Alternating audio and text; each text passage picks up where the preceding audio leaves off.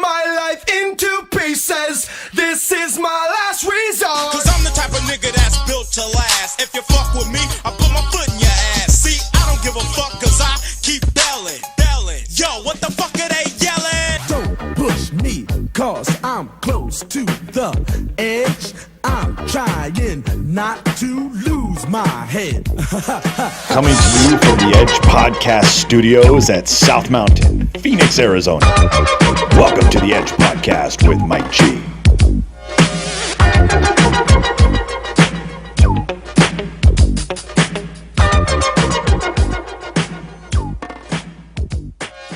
Is that the song that goes through my head? Is that one from fucking Willy Wonka's?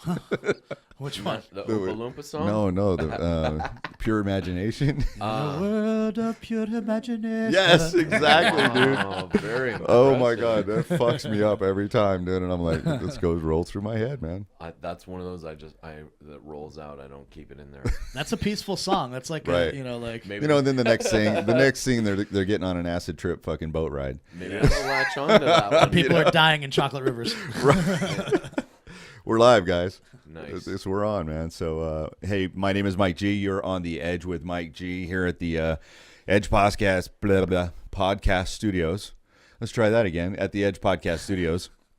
That's funny. That's what happens when you smoke a joint before you get started, you know? Yeah. Language kind of leaves you. Anyway, we are live at the Edge Podcast Studios here in South Phoenix, right next to the mountain. It's beautiful out today, man. It's perfect. Oh, it was awesome. It was a nice drive Yep. down here. Yeah. Yeah, no doubt, man. So I've got two very important, I'm going to say, extremely important to our community guests. And the first one is Jim Brown.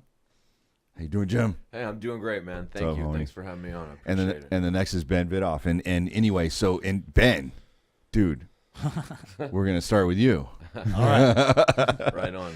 No, man. So I hear really good things, and we just met minutes ago, right? Yep. And dude, you're a freaking cool dude. So tell me a little bit about what it is you do. You're a comedian. You've got I'm a stand-up comic, and as you put it, I'm coming to a dispensary near you. I like that. I just got hired at Emerald Dispensary, which I'm real excited to start at. And you know, I've just been in this. I started off working at Trails years ago, when I was 18, 19 years old. I've kind of been working in this industry since then, off and on, you know. Yeah. And it's real exciting to see where it's coming. Well, dude, and not only that, but you're involved in you know, what is it, the games? What is that? Oh, the cups. The cups, man. So you're also a judge. Yeah, they occasionally, you know, I've been going out to those for a while, and they've been cool enough to allow me to judge in the past and stuff like that, which is insanely fun. You know, I've worked at a couple of those as well, where you know they through just knowing people, you know, knowing the right friends, right place at the right time. You know, I was lucky enough to have those opportunities, and it's a blast. I encourage everybody from Arizona to try and go out to one. You know, Definitely. You know, there's a couple in California, and Denver, and Seattle. They're just good time. Yeah. You know. Well, there's a cannabis conference coming up in next week, right? Yes. Yeah. Oh, that expo. Yeah, the expo. Yeah. What? That's like a job fair, right?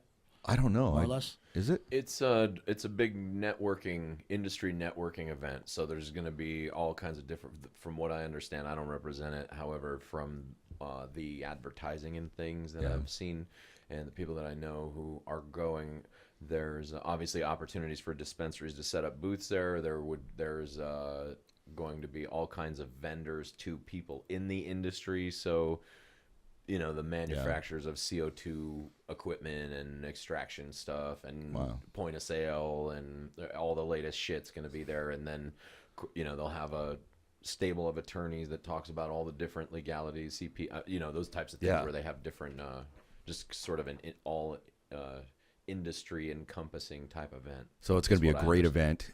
Definitely get there. Yeah. And that's a look, especially if you're an activist, if you're somebody involved in the community. Or if you'd like to be.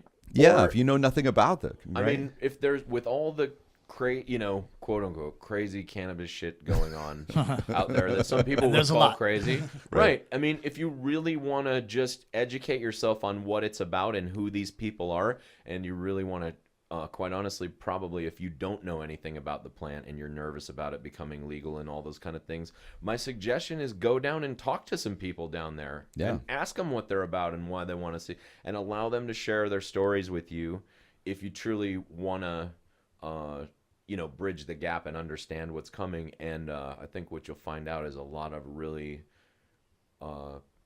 amazing surprises where people will I always say, if people had any fucking idea, the people who use this plant that assist you in your daily life across the board with high level functioning jobs, it would blow your mind. It would, so yes. Really, your fears, your unfounded Those fears are the ones that I trust the most. The ones that doubt. don't smoke are the ones that I don't know if I trust you. I'm a little worried about them.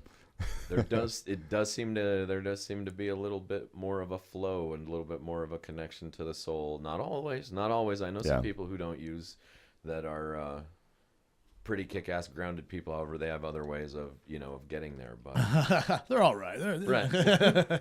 Yeah, like I know some yoga people and shit. Into yoga. Well, many yoga people. That's right. A little bit of yoga. I know some karate people. Many karate people. Where's this expo at again? I think it's at the convention Downtown. center. Yeah, downtown. Cool. Yeah. Yeah. They're right now selling passes for half. I don't know what that fuck that means. Half price. Yeah. Well, they were $140, 100, and I think they're $70 now. Wow. Yeah. Definitely affordable. Yeah. Yeah, definitely get there, man. So there's a free plug to those cats, and also free plug to my true honest friends at Emerald Palace. There's nobody paid for this, but that is really a kick-ass organization. They have if you've never had an infused soda pop, then you should get in your fucking car as soon as you hear this. Yeah, I heard about those. And if you have a medical card, and if you don't have a medical card and you haven't had an infused soda, then you should go get your medical card and then go get in your car and go get one. Yes. I'm excited to start there for sure. Oh, When you were talking about that stuff, I was very, very excited. So you're starting there next week? As soon as that card gets through. Agent card. The agent okay. card. Yeah. Yeah. As soon as that gets through. So what does an agent card do? What is that? Is it just so that you can work at a dispensary, or is that kind of like a food card? Like, It's I'm sorry, I don't mean to say. No, right. yeah. Yeah, it's like you got to get a food card It's before like a you food can work handler's there, card, right? but Yeah, exactly. for medical. Okay. Right. It's a little more intense in that, food handler's card, they don't require an FBI background check. So Right. for your dispensary Well, yeah, agent card, obviously. dispensary agent card is it's in my opinion, it's what it sounds like, man. You're an agent of the state. It's from the Department of Health Services. Yeah. And Totally legitimate. Yeah, I had to go get fingerprinted and everything. Absolutely. Wow. Yeah, you have to They send take in it seriously. Yeah, they do a background check on you to make sure that there's no I'm pretty sure it's cannabis or that it's drug related felonies, I believe is what they're looking for. But once you have that card, what they probably didn't tell you yet is that and they may not, but that basically with that card is a lot of power, because an agent can now transport for dispensaries from one dispensary to another. Power. And with an agent card and a manifest and all the proper paperwork, Right, and obviously the need to do that has to be provable. But in theory, an agent could carry in Arizona unlimited amounts of cannabis. I was going to switch over the camera to you, bro, but I'm not. No, I was listening to what he said. I was intensely listening. I don't want people to know that you could be. So it's what it is Yeah, that, please well, don't. it's the thing is, Target obviously this we man. don't. Target this man. The purpose is so that we can I handle got my it face up here. for the patients. Yeah, Yeah. and the agents that are handling that amount. Yeah. You don't know who they are, man. And you know because what's they're- really cool is that there's a whole industry that I found out about that came up around just securing those people that transport back and forth, and starting to see that. and money and other things, and so many opportunities for entrepreneurs, man. I have people who on the regular want to have lunch and shit with me, and they say, or they ask me about getting in, and it's like everybody's focused on, man, if I had a dispensary, if I just had there are so many opportunities for people who really want to grind and work and Absolutely. contribute creativity, man, there's all kinds of ways to get involved. Yeah. And, dispensary is just one small one, but these other services, the other services that do the security and transport and transport. security, all that kind of stuff. Also, that there's some that are starting to do money pickup. I understand. Yeah, that's what I had heard. That because there's quite a bit of money that changes hands, and well, the product as well. I mean, it's got to be secure somewhere, right? Right. Yeah, but that's fascinating to me. That's just one aspect, right? Right. I mean, what about delivery services and things like that? There are a few dispensaries delivering. I know not many have. So I'm not sure which ones are actually implementing that. And usually, I don't know why, but that just hasn't been a conversation that I've had. We don't deliver only because of the, well, we've been working on our cultivation. Now that that's up and running, those kind of things. Delivery service is probably the last thing that I think we'd work on here. Yeah. Only because it's so new and there's no real guidelines laid out that you're really having to really lay everything out. And That's what I was going to ask. Is it like there are no rules for that? It's just kind of... Oh, there are rules, but they kind of leave some of it to the municipality. They leave some of it to the dispensary and DHS to sort of work out depending on your circumstances. Right.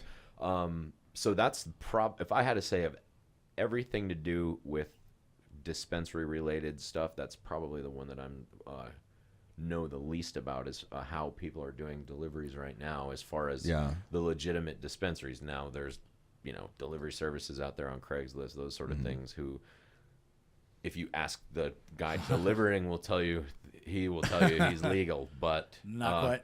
Right, there's prosecutors and stuff that would argue otherwise. So make your own.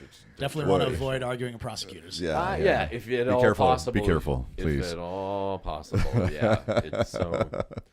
You know what I could see for me, just myself. I think about whatever, but I could see that there would be a pretty good sizable segment of the population that would need that kind of a service.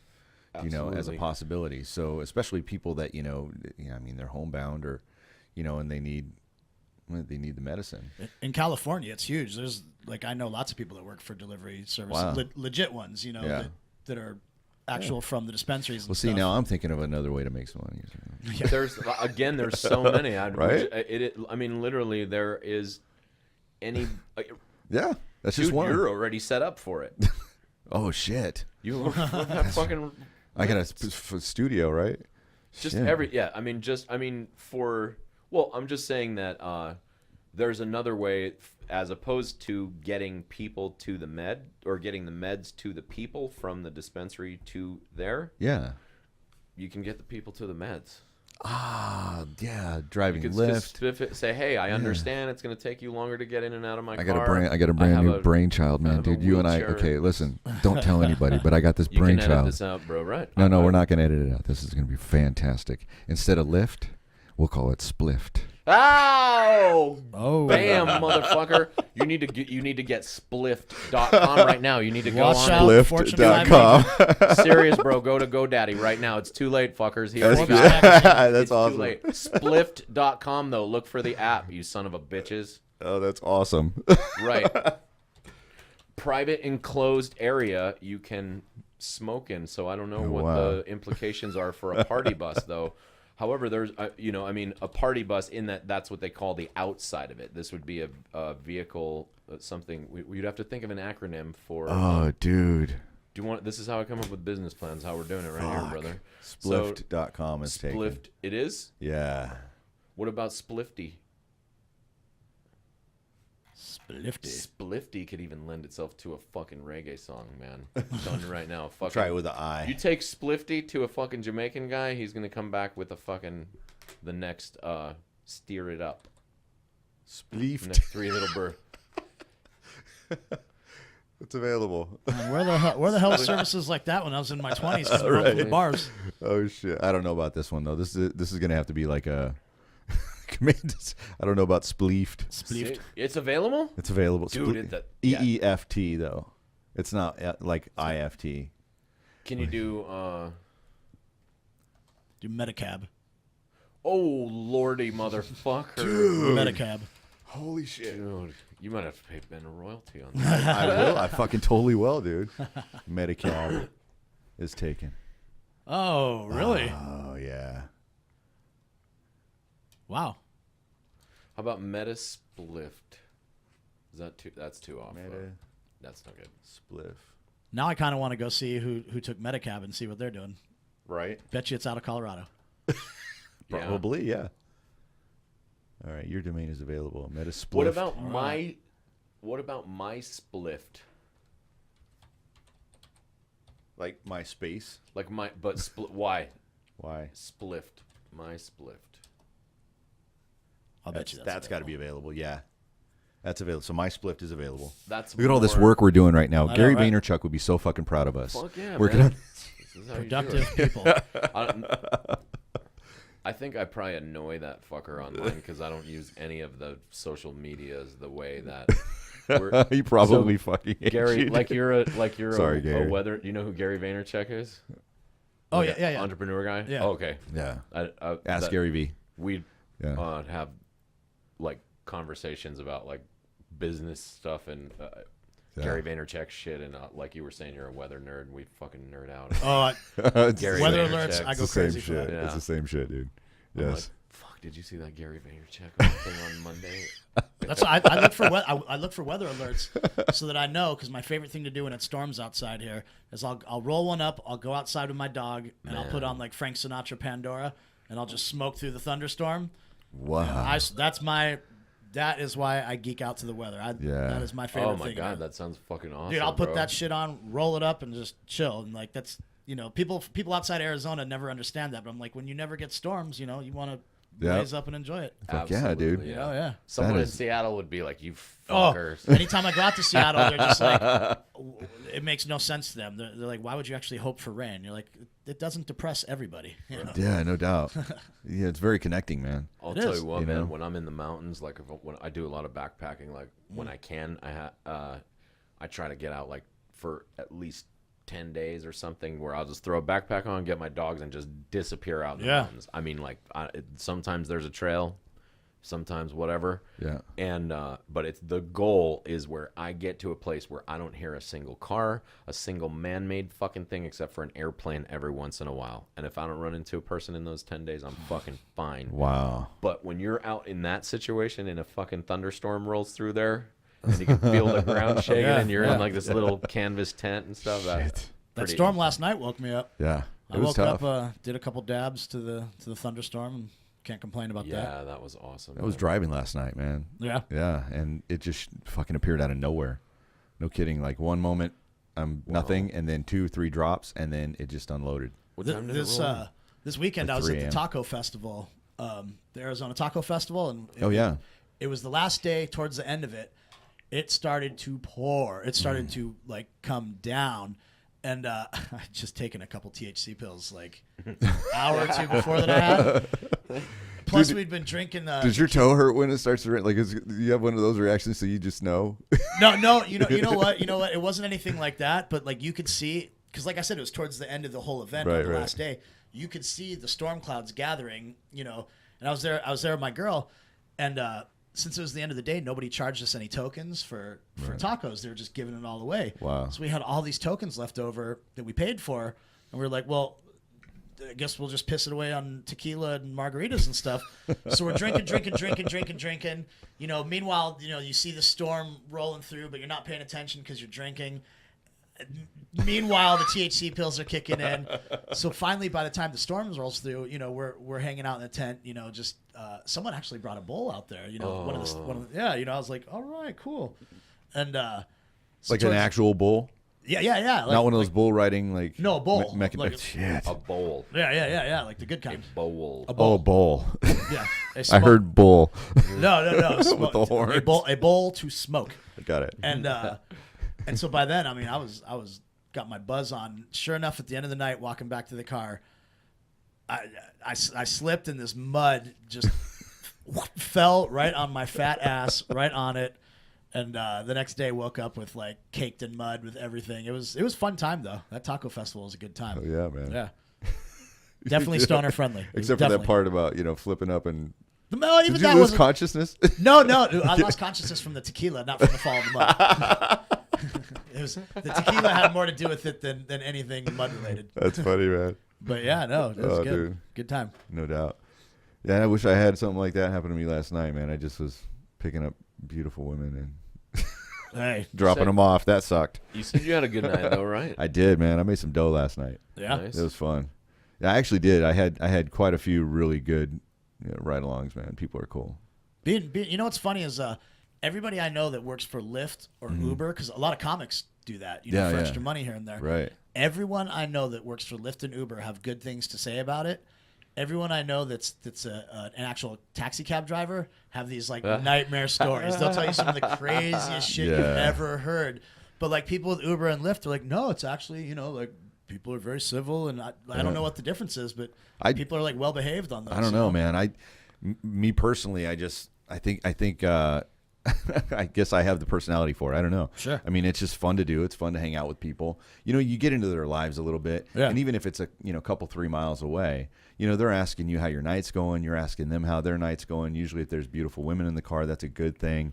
And then just like the other day, so check this out. So I met this couple, right? And this is bizarre to me. I had no idea this was going to happen. So I pick up this couple, Kyle and Nicole, and the Regans, right? They're 20 something. And so, I get them in the car, we're talking, they're very friendly, very cool. And I'm like, and they're not like, they're tipsy, but they're not drunk.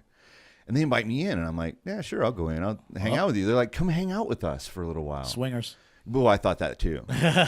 Well, honestly, Key party. I did, right? I'm like, all right, well, this is cool. I mean, she's really cute. I don't know about him, but she's cute. Anyway, so that went through my head, but the point He's gonna have to massage my shoulders for a minute. Right. right. The point being, so the point was that but I got out and just hung out with them for like 5 minutes.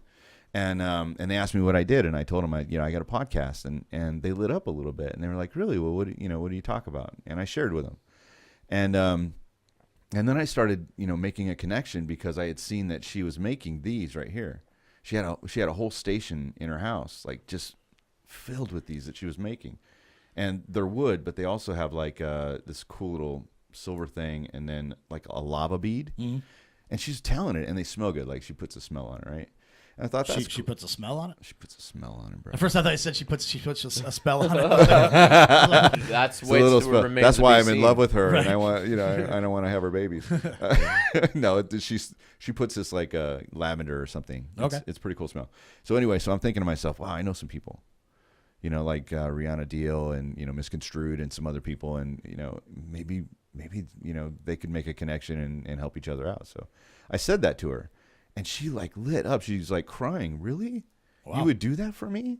And I said, yeah. I said, why not? I mean, this is really cool. And then she goes, I want to make you one. So she runs inside and she made me this in like 2 minutes flat, dude. What? So she made a custom one for you? Yeah, just right there. Fucking made it for me. Thank you, Nicole. You're very cool. Absolutely. Selfie time, bro. Oh, yeah, there we go. That's a good selfie too, bro. Nice. Show it to the camera, man. I'm gonna post it on Facebook right now. Oh, wait. Selfie. Nice. Hang on. I couldn't get a. So that's crazy, though. You just, like I said, all the stories I hear from people on Lyft and Uber are all like nice tales, like of friendly people and stuff like that. Then all of a sudden you're a taxi cab driver and you're like, I picked someone up, and they tried to murder me or hold me up or stick me up or rob me, and you're like, I would never do that job in a million years. Yeah, no doubt. Well, they just posted something about that. The Uber rapist or something. They already have a fucking nickname for the guy. I didn't even know what happened, and he's already had a whole trial and everything, and they gave him 10 years, I guess. Well, yeah. I should hope so. If he I'm not surprised they gave him 10 years. I'm surprised that someone would think that they could do all the fill out all the paperwork, do all the Uber stuff, go out and then just like how do you expect to get away with that too? Like you called this person to your house, like they know they've like. Oh, you have, and the funny thing is that the truth is that even I get propositioned, man. So I've got a face for radio. That's how I look at it. That's how I look at it. But I've been propositioned like 3 or 4 times, man. Really? In the last month, yeah, the real deal. And is it just like lonely girls? Is it lonely girls that call it it's to proposition you, or is it like drunk people that just are like, well, he might eat my pussy good or something? Well, the drunk girls are in the car, right? And typically it's after it's a 4 a.m. to 5 a.m. crowd. Okay. And the last one was 24. She was really cute, and oh man, she was like frustrated because she got down with some guy and he just didn't do it for her. And she's like, so I'm still horny, and I'm like, oh, horny Jesus. Girls that just had their feelings hurt. Oh, there's nothing. Yeah, right. Nothing wrong with that. Yeah. Well, I mean, I would, but at the same time, I'm keeping in mind, here's that Uber guy that got, sent up for 10 years, and it's her word against mine kind of thing. Yeah. Wow. And I'm definitely much older than her, and so I'm a little bit smarter than that, At least I like to think I am. You know what? If she was really that lonely and hurt, she wouldn't mind signing a waiver before you guys did. I'm like, I'm gonna have to take video of this. I like hearing stories like that. Honestly, like stories like that are good because it shows that like guys like us, like at our age, can still get young pussy without having to do like Tinder or OkCupid. You're like, tales like that really still do happen. Yeah, like, yeah, for sure. I was just going about my day, and this young 24-year-old ASU girl just happened to be horny at the right time. And you're like, no, that doesn't happen anymore. And you're like, yes, it does. Yes, it does. Indeed, it does. Yeah. So what's it like, Joe? Dude, I go home and smoke and hang out with my fucking puppies. That's my I love it, dude. That's my Pablo Escobar fucking lifestyle. Yeah. I was watching that this morning. On man. the rare occasion that a chick makes it to my place, it seems to be that she's looking for information about the cannabis industry. Really? Yeah. I haven't, but little bong humpers. The truth is, I have not been chased. I really have been focused more on business than pussy. However, yeah, that's not to say that there's not pussy out there that can't distract me. Oh, indeed. okay. Well said, my friend. I agree. Well said, my friend. I can respect that. I'm like, I am distractible. At first, I was like, where's he going with That's this? all I But can now- say. I just got to throw throw it out there because, Exactly. this is apparently my only lift type situation that I'm working on right Jim should just take a couple shifts doing Lyft, like maybe once or twice a We'll week. just trade out. That's next. That's my next thing. Yeah. Trade my picture out. You can take my car. Online stuff. Oh my god, my fucking online game. Did you used to do that? It fucking blows hard. I can't. No, I don't. Really? I You got have no game online? Fucking game online. You All probably- my shit comes across so Dude, weird when I first or got on creepy that, or. Oh man. You were pounding them too. When I first got on that, Fucking it was, everybody I know is pounding. them. I broke up with a girl, and it was them. actually it was a comedian Mike Kennedy. Mike Kennedy like suggested I get on like Plenty of Fish and OkCupid and stuff like that because he's a hoe. I mean, he's a man hoe on that thing. Like I've had to warn him to back off my territory online. I've been like, No oh yeah, shit. yeah. Because Dude. girls that like Wow. I've talked to online, they'll be like, So, which so one you're a did- comedian, and they'll be like, I met another comedian online. Like, let me guess, it's Mike Kennedy. And I know what he smells like, honey. So They'll be like, he's really funny, and I'll be like, oh, I know all his jokes, and I'll tell Mike about it. The next day, he's like, oh, I know that one. I've talked to her too. that's a good impression of I Mike used to Kennedy. use that. Scooping. Oh, dude, he is like that. He's like, oh, well, I used to. He totally, Hey, do a Bilderberg rant on with Mike Kennedy's. dude, that guy's hilarious, man. Oh He is. shit. He's always posting up crazy shit of his like yeah. OkCupid and Tinder exploits and shit like that. So what's some of the craziest shit that you've like come across? On any of those as a guy, platforms. well, I'm crazy as it is, so it's kind of hard for like as a guy, it's a lot easier to brush off the crazy from girls because Mm-hmm. you're just like you just stop talking to them. It's the girls that have the crazy stories from guys, like I got like, some. I got Oh, some. yeah. crazy. girls. I've like most girls that have been like weirdos. I used to actually bring them out to shows all the time. Like the comedy clubs are the safest place to bring them to sometimes. There's plenty of people there. Yeah. So you Witnesses. can ditch out. One Right. time at Stand Up Scottsdale, I double booked to two girls because I didn't realize. Yeah. This is the. Oh, shit. I pawned one of them Wow. off on Chris Bennett. I was like, Chris, I think this girl really likes you. You should hang out with her and talk to her. At least lay down a distraction so she's not like lonely there. Throw a carpet Smooth bomb. operator. Swear to you, it actually worked really well because the show is just enough to distract him. Meanwhile, my friend is going out and hanging out with one, Yeah. the one that I thought I stood the better chance with, Yeah. So Right. and the funny thing is, all the staff and bartenders were all like rooting for me to like fail. Like they're all sitting there like, Ben had two girls come That's out, the keep an eye best on this. time. You're like the fucking Rowdy Roddy Piper of the comedy club that night, man. They're fucking everybody's boo, and you're like, you know, bring it. My days at this that club, fucker I with was my a chair. rascal. My days at that club, I was a bit of a rascal there for sure. Oh yeah, Oh yeah. that's fun. That's funny, man. So where are you at now, man? Are you performing? No, you know, like for the first time in my life, really, comedy's been kind of on the back burner. I moved to California for a while, and I was actually blasting wax. I was doing an apprenticeship, learning how to do BHO and, you know, making wax and stuff like that. And that took up all of my time when I was out there. And now that I'm back out here, my focus has really been on this new job at Emerald Dispensary and kind of getting more involved in the cannabis community out here. Once I'm more settled with that, I'll start doing comedy clubs. I'm supposed to do something with Ricardo tonight at House of Comedy. Some interview, I think. Oh man, I wish we were posting this right now, man. Well, he just asked me about it like last funny night. You motherfucker. know? Yeah, Ricardo Rocha. He just asked me about it last night. So I have no clue what it is, but if I know Ricardo, he's sabotaging me, and I'm walking into a trap. And Would he do that? oh, dude, me and Ricardo are assholes to each other.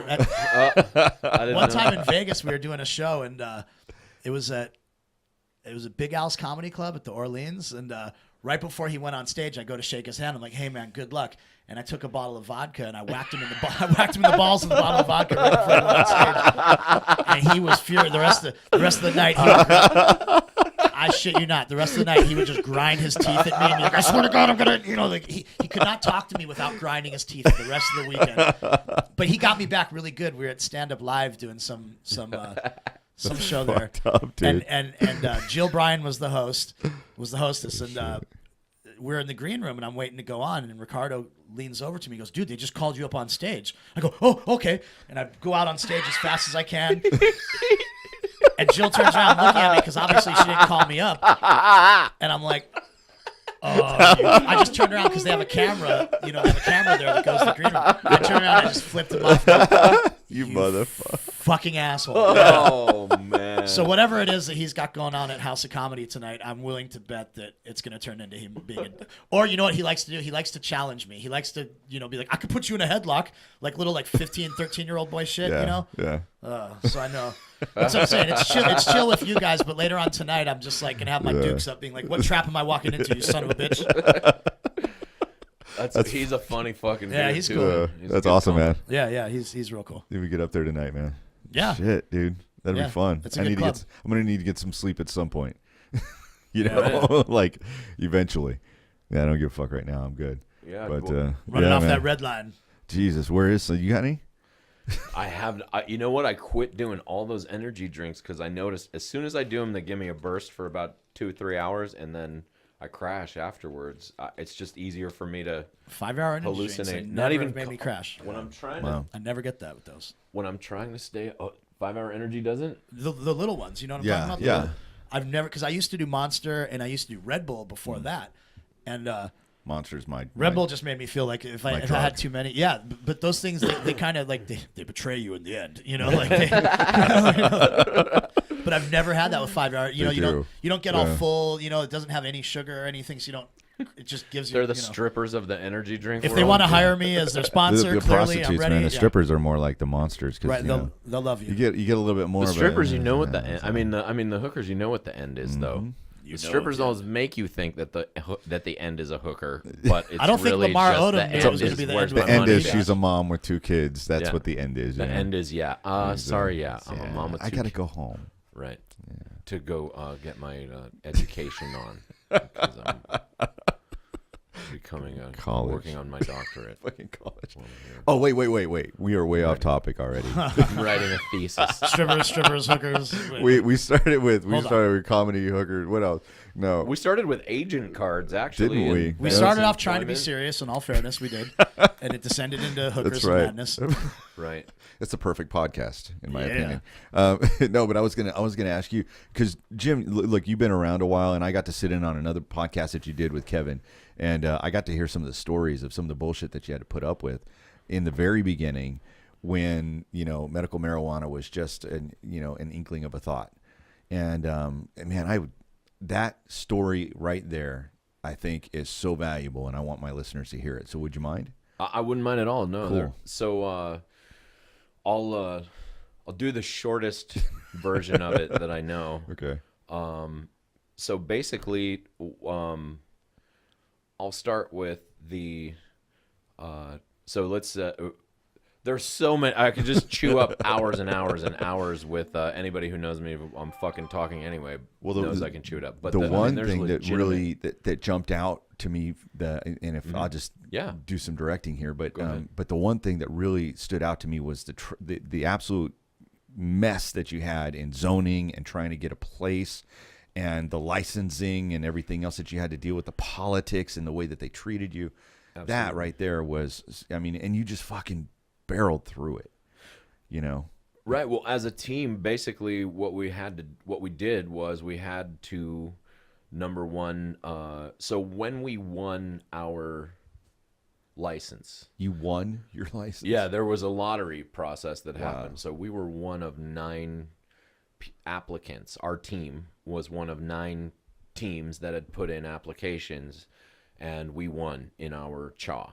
Wow. So, and there was a ridiculous amount of money that went into making that happen. So fast forwarding from that, so once we get that, we figured since we're the only one in the CHA to win, we were going to have our choice of 9 different locations, because one of the requirements for your application was that you had to have a letter of intent from a landlord stating that he would lease to you if you had a license.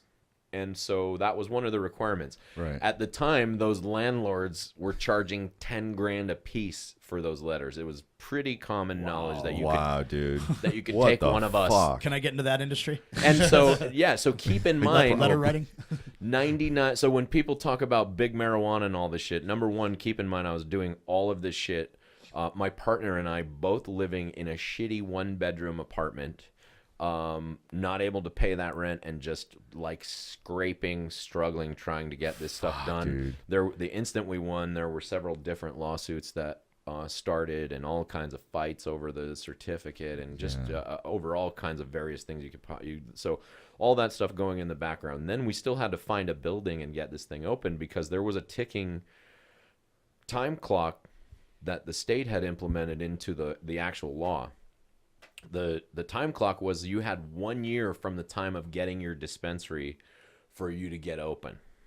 If you don't get open, then you lose your certificate.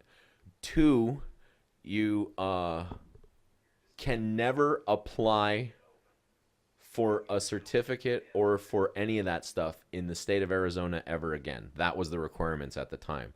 So we did not make that 1-year deadline, and coming up on it, we ended up having to file our own lawsuit along with several other dispensaries at the state. We got into it late, though, because of the zoning battle and the other stuff that we were just pointed in so many different directions, and wars on so many different fronts. And so we put in late for the rest of the dispensaries, and actually were denied. The judge denied us entry into that lawsuit. And now... Damn. It's all encompassing. It turned out that when they made the ruling that it applies to any dispensary in Arizona. However, at the time, it was unknown if it was going to just apply to the people who had filed the lawsuit, or if it was going to apply to everyone who held a certificate in the state, because there were only 14 or 15 dispensaries involved in the lawsuit for the extension. Wow. So, and then there were many dispensaries who were fighting against that extension, because they said, we got ours open and you should have got yours open. And anyway, so there was all those kind of battles going on. Then none of these people who took $10,000 for these letter of intents would lease to us. None of them all said, nope, sorry, I've reconsidered it. And I just well, there was nothing binding them to it other than just here's $10,000 for a letter. That is a hustle. What a fucking bunch of jackasses! It's a street hustle. So, and that's just in one CHA where 9 people put in. There were CHAs that people put in more. I think the most I saw in one CHA was probably 14 or 15. There might have been 20 in a CHA, but statewide there were over 500 applications put in. Crazy. And obviously some people owned buildings and things like that were part of groups and that got in. However, it was very common to hear people charging $10,000 for those letters. So this is what was going on in Arizona, and what what year was that? 2000. It's going to be 2010. 2010 when it started. Yeah. So folks that are looking in on Periscope, I just want to update you. We're actually doing a live podcast, the Edge podcast with Mike G, and I've got Jim Brown in studio. He's one of the pioneers, really, of the medical marijuana industry, and one of the top five, right? First dispensary owners in Arizona. Well, one of the first 99 for sure. One of the first 99. Yeah. And very well respected in our community. We have a real, this guy's like, an OG is what I want to say. Like if y'all homeboy, this is our OG for Phoenix, Arizona. And then we also have, we got Ben and this is actually their friends. They know each other. And Ben is also deeply involved in medical marijuana cultivation and testing and things like that. And also a really pretty funny guy, man. Thank you. Because he's also a professional comedian. And and I'm Mike G. So real quick, boom, that's that. And that probably looked terrible. But anyway, I just wanted the Periscope people because we got 11 people right now. What is Periscope now? It's badass. We're live broadcasting right now while we're taping in studio. And, it's kind of fucking cool. So that people can get on and as they like it, they create hearts for you. I could read that. Which boosts you up, which gets more people looking at it. I see everybody periscoping now. So so Perry Lang just said pot was the only thing that helped my girlfriend when she was pregnant. Yeah. The only thing that helped her eat. With the nausea and stuff, I would imagine. Yeah. Am I visible on chats? Yes, you are, Epic. And then also watching from Wisconsin. We got Parkinson help. Hey, man, thank you for tuning in. Mad love from Arizona and the cannabis community here. And if you're ever out here in Phoenix, call Horizon the Health Center. And if you've got some time, we do occasionally allow people to do tours. We can sign you in from as a Australia. visitor. Hey. Give you all the information. Right on, Aussies. Australia. Thanks for the response. Hey, no problem, Epic. Hey, listen, we appreciate you, logging in and checking this out. And by the way, you'll be able to see this podcast live, and we'll have this segment on there. You'll be able to see this at the Edge. Well, go to edgepodcast.com, and you'll be able to click this in about a week. All right. But for this time, we're going to go ahead and shut this down. We've got so much to cover, So, but thanks again for stopping by. We appreciate you, and hey, we'll see you next time on The Edge. Wow, nice. That was cool. How many people did we end up with there? Stayed at 11? Let's take a look. Actually, there's a lot more than that. That was just who was actually viewing at the moment. Oh, that's cool. Several people click in and they'll click out. I see so many people doing that now. Yeah. So you get different hits and stuff on it, too. And I don't know anything about that shit. Me neither. By the way, you can go find me on Edge Podcaster, at Edge Podcaster on Periscope. Okay. Yeah, download it and you'll find it. Let's see here. It kind of seems like a live version of Snapchat, kind of. Yeah, people are consuming right then and there. Right. We had, let's see here. We had a total of, 15 people watching live, and 41 stopped in. Nice. How many watching live? 15. Wow. And 41 stopped in. I bet if you started doing a regular segment, like a time. Yeah. At this time. Like 420. This many. Now you got to get the mic in front of you. Oh, wrong. We're going back. Oh, did you guys pause it? Yeah. Well, not paused it, but. I'm sorry, man. No, it's no problem. I want to keep it one continuous, so it's about 6 minutes. No problem. Jim just got done going number 2. Definitely. Number 2 break. There was a spray in there, did you? Hopefully you saw the I was spray. in a hurry, man. It was all. I'm not certain. Didn't notice it. I'm even certain I flushed. Oh shit! I would never defile your place like that, No, sir, I know, unless it was absolutely Defile. necessary. I know. Let's see here. We were talking about The zoning battles and all that kind of stuff. Yeah. So basically, after that, we go back to all of the known places that were already zoned. Because another thing was, in order to get this letter from the landlord, either the landlord had to pay to get it zoned, which that's another $5 to $10,000 in a zoning battle right there, just to get it zoned properly. Right. So you had to go through that, plus pay him his $10,000 just to get this place. That so still blows my mind right we now. go back, and even though they had the zoning and all that stuff, they're like, nope, sorry. So then we had to go basically create places to put the dispensary, which we created a few. We lost one zoning battle in one of the shittiest neighborhoods I've ever had the pleasure of being in all inclusive of my bail bond career and being a bounty hunter. Yeah, wow. Near Peoria and 19th Avenue over there behind Centerfolds and back in- Maryvale? That place Yeah. is gone. Yeah. There was a lady was like, I was here last night. I was there. Here's a picture of human feces right at their front door, and it's like dated and shit. I'm like, oh, That area's man, got you the just shit. knew. Yeah. And I'm like, well, yeah, but that's why we're moving in, right? And she's like, I don't. We're not going to smoke that. Yeah, Just we're not trust going to me. sell it either. We're not- You can have it. Yeah. Keep the picture and the shit. And so it ended up, but that was because we were near. The reason we got chased out of there is because we were near Karsten Manufacturing, which for all of my cannabis people out there, they manufacture Ping golf clubs, and they heavily oppose marijuana and legalized marijuana, and they did so by throwing tens of thousands of dollars at this zoning battle to keep us out of this shitty warehouse neighborhood. They hated you so Which much is, they threw down all yeah. that money just to Wow. Yeah, That's insane. So everyone at Metro Center has Ping golf clubs also. So if you hate the fact that there's a dispensary at Metro Center, then you too have Ping golf clubs and Karsten Manufacturing to Yeah. have Thank a- for that. What's Send another? an email. What's Yeah. another golf club place besides Ping? Callaway. Callaway. That's the one that I Yeah. like. Are Tailor-made. Are they Tailor-made. 420 friendly? Or? Do we know? What I know is I've never looked across and seen any fierce-looking, angry attorneys from TaylorMade or Callaway. Right, yeah. You know, Why Only would your Ping. dispensary, like, was their store actually there, or was it like their warehouse? Or It's was their where they just manufacture the clubs. Why would they even care if your Right. place is? I mean, first of all, if it was a store, I still wouldn't understand why they would care. Yeah. But if I look through their perspective, okay, maybe they don't.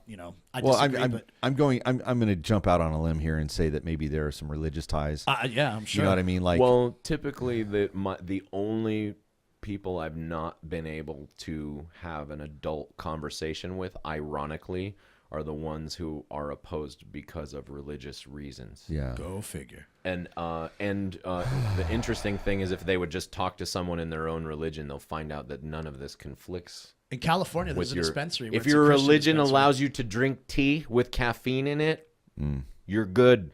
Jesus, Buddha, the only. So it's. Yep. You know, Exactly. I understand.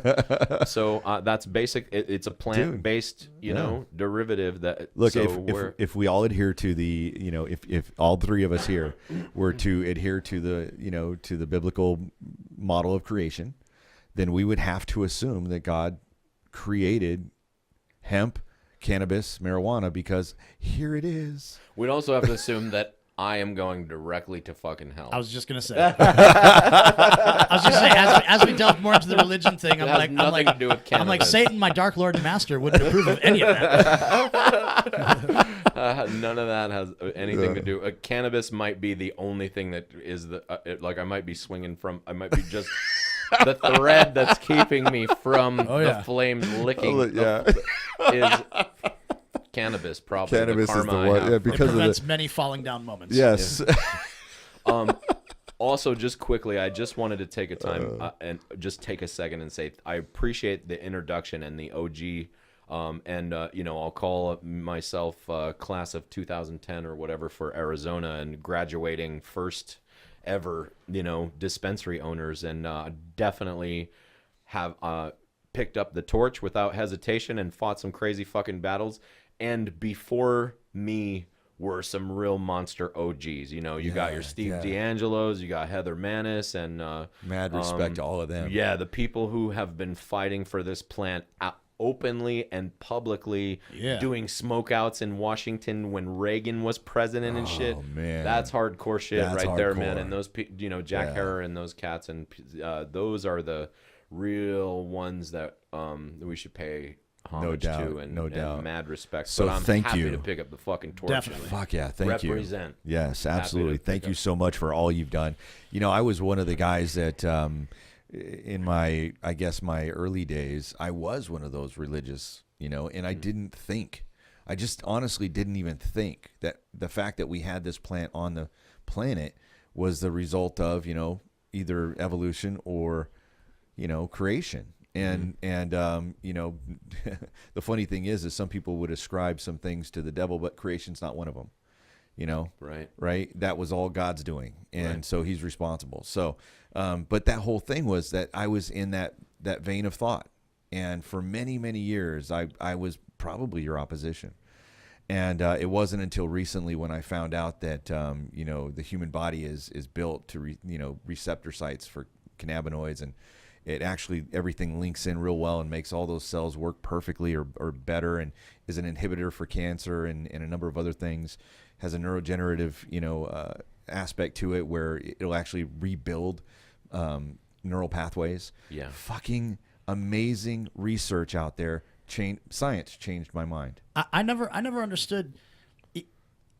Even if you are religious, you know, and you're like a super religious person, nowhere in the Bible does it really say anything all that bad about it. Like, in fact, or there's a correct me if I'm reference wrong. Yeah, to in it. fact, don't they say something to it? You know, like, yeah, that's the reference part to that it. baffles me. Is it's not like it says in the Bible, like, you know, it says stay away from like pork or shrimp or like some shit like that, and people don't give a fuck about that. But it says nothing about staying away from cannabis, or smoking anything for that matter. And yet people, you know, religious people seem to shit their pants about it. You know, which I don't. If anything, it seems to fall into religion much more than it would oppose it. It actually, I think, you know, there were incenses used in the Holy of Holies, and there were, you know, nobody knows what it was made of. They say frankincense and myrrh or whatever they used for that special incense, but, you know, who knows what they were using, man?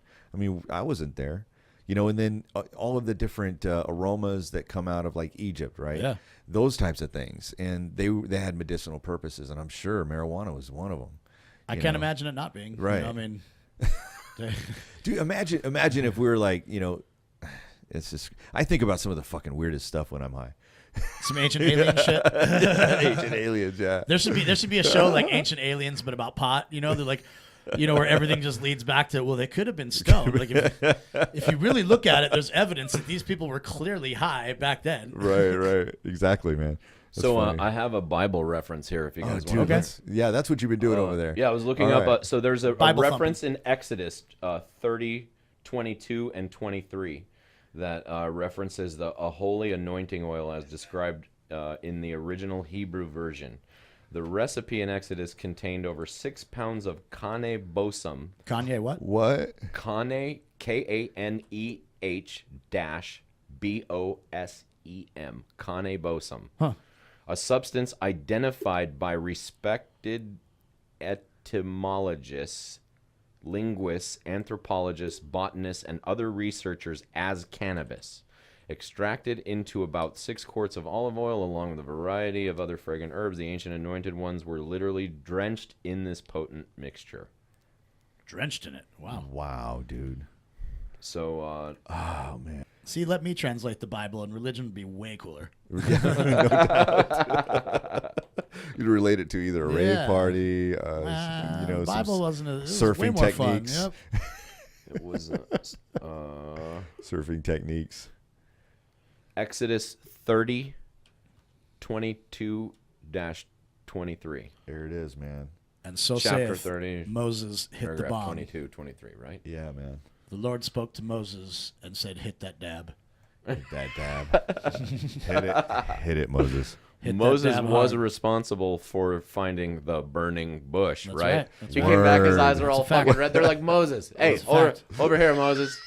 Put the fucking pita bread down. Yep. Moses, hey, what'd you find up there, buddy? Hey, buddy, hey, sit down, buddy. They spent What'd you- 40 years wandering Hey. that desert for a reason. Right. They're lost out there for that long. There's a damn reason He was for it. high as fuck, man. Right. He's like, let's only put, they're like, every time you come back and we're lost, motherfucker, every night you talk about the burning bush. And he's like, yeah, but for the Bible version, let's just say there was a burning bush only one night. Oh, my God. See, look, I don't want to look like there was a burning bush every night. see, look, they're because always that looks like I have a anointing problem. oil and perfume. I mean, you could. Yeah. Dude, that know? was so perfect, man. That little piece right there, because, you know, I thought that there was not even one mention. How do you know? But then right? how did religious Right. how did religious people get so against it when it clearly doesn't? It certainly doesn't It doesn't say anything against it. It's a conspiracy with the Bilderbergers, man. And with the build, It all comes back to the Bilderbergers. It's a fucking Illuminati, man. Yeah. or the one. I don't even know. So I don't know this to be a fact, but I have to imagine at some point when Bibles were being printed that hemp was, I guess papyrus would probably be the number one back there because when the printing and all that shit they used that's a hemp. good historical deal. Yeah. Well, the Chinese I know used hemp and cannabis type paper, but in Egypt and all those areas they used papyrus, which is made slightly differently, but I don't know how. They had to use it for rope. They had to. I mean, there's so many applications for it for clothing because it's soft when you know. In the See, to them it was probably so commonplace that it wasn't like to us. It's this discussion of like hemp because it's been like illegal and defamed and all that, you know, whatever, But to them, it probably wasn't a discussion. It was probably like, yeah, this plant is perfectly helpful, so we're using it however the hell we can. Of course you would use it, right? It's right. It was common sense. Right. It was like, exactly, We know that this relieves pain and right. It will actually cleanse a wound or whatever they, I don't think the ancient Egyptians had like marijuana discussions and debates. You know? It was just like... Cleopatra was rumored, though, right? Yeah, hey. Really? Yeah, she was a stoner bunny. She was smoking out. She's a stoner bunny. Yeah. I heard she was kind of hot, too. Yeah. All the hot chicks smoke, dude. Yeah. That's the truth. Many? Yeah, for sure. Many. The interesting thing is many of the hot ones I meet, not so fucking, they're like... Really? That's nice. Yeah. They don't realize that. You got to come on a lift ride with me, bro. I do... Maybe I'll do a ride along, just like the fucking cops. Do you get a bunch of girls hitting like little vape pens and stuff like that? I see all the cute girls hitting pens. Now. I say nothing. Okay, fair. He's not giving them up. He's not looking at That's ladies. right. Mike's not giving you up. What happens at lift stays at lift. I don't look in the rearview mirror at all. I mean, much. I'll turn around and say hi, but Good answer. I'm not paying attention, man. Yeah, people have focusing on the road and doing your job. Yeah, safety. That's what I'm about. I'm about 100% of the people that get in my car, and lift. Make it home. 100%. Because if it was 99%, yeah. Well, I guess it depends on it. You'd be worried. If you got 45 years and 99%, you're still not pretty bad. You're still pretty not bad. You feel good. pretty good. Yeah. I lost one. I don't know. Yeah. I happens. turned the corner. She didn't have the fucking door latched. Hitting on a vape pen. No seatbelt. It's her fault. This plus this equals What this. made you do Lyft instead of like Uber or whatever? Like, it's a great story. Uber did not do well by me. I mean, when you go to do Uber, you sign up a certain way, and then you end up going here in Phoenix. You got to go to this thing that's kind of like their office in it, but it's more like a DMV. Yeah. So you walk in there, it's very sterile. You got to sign in, and you got these different stations you got to go to throughout this process. Huh. And they've done that in order to make it, a smooth process. It's not smooth. It took 6 weeks for me to even. I went back to them after 6 weeks of waiting to be approved, to find out that I was approved, but I was approved in San Antonio, Texas, driving a car with Arizona fucking plates, with an Arizona driver's license, issued insurance in Arizona. And I'm like, okay, that's interesting. So I went to go and try and get it changed, and it was just a hassle. Well, here's the flip side of that, right? Uh-huh. I go to Lyft, and within 1 week, I have a mentor, within a couple days actually, I have a mentor that calls me up, sets up an appointment. I go meet with this guy where he shows me everything. There's a video that I got to watch, but he kind of like holds my hand and walks me through the whole thing. And then we take a drive. He takes me around the neighborhood, just to see how I do. And he checks out my car, takes some pictures, and says, hey, congratulations, man. I'm going to approve you. Wow. And I'm still in contact with this guy. His name's Andrew. That's cool. Had him on the podcast. It's coming, yeah. And he talked about ride sharing and what the difference has been made statistically and things like that. He's a really cool dude. So can you see the difference between Lyft and Uber? Yeah. Here are some of the other differences. Uber pays 80% to all their drivers, and that's it. 80%. That seems like a fair deal, except that when you're dealing with Uber, they say that hey, the tip is included. Well, there is no tip included. There's no tip, unless somebody tips you. And Uber has done nothing to allow tipping in the app. Well, contrast that to... so they don't even... There's not even a way to... Someone literally has to if tip they want to tip cash. you, it makes it more difficult. They have to pull cash out, right. Right. Lyft, it's in the app. You'll be able to tip $1, $2, $5, or See, choose that way your at least own. you know they're thinking about Dude, the I people working like for tipping them. You know? people, man. Yeah, for sure. yeah. People who think You you know? shouldn't tip are silly fucking bitches, man. Well, here's the other, because I'm making what I make in each drive, and then it makes a difference for me to have a little extra cash put in. But guess what?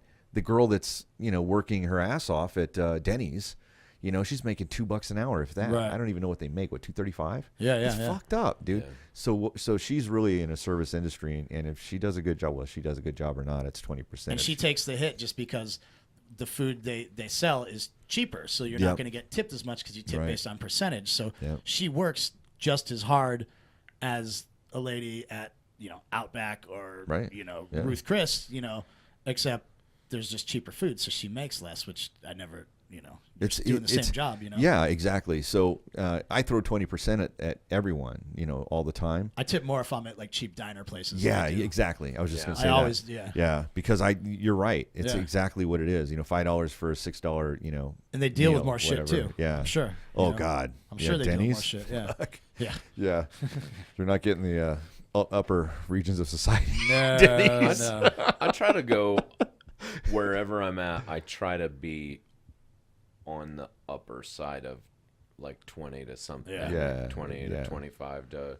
I feel like a dick if I'm not. Right. Legit. So I was tirading about the differences between Uber and Lyft, and the final thing for me is that Lyft offers an opportunity for every driver to actually make more money. So they pay 80% as well.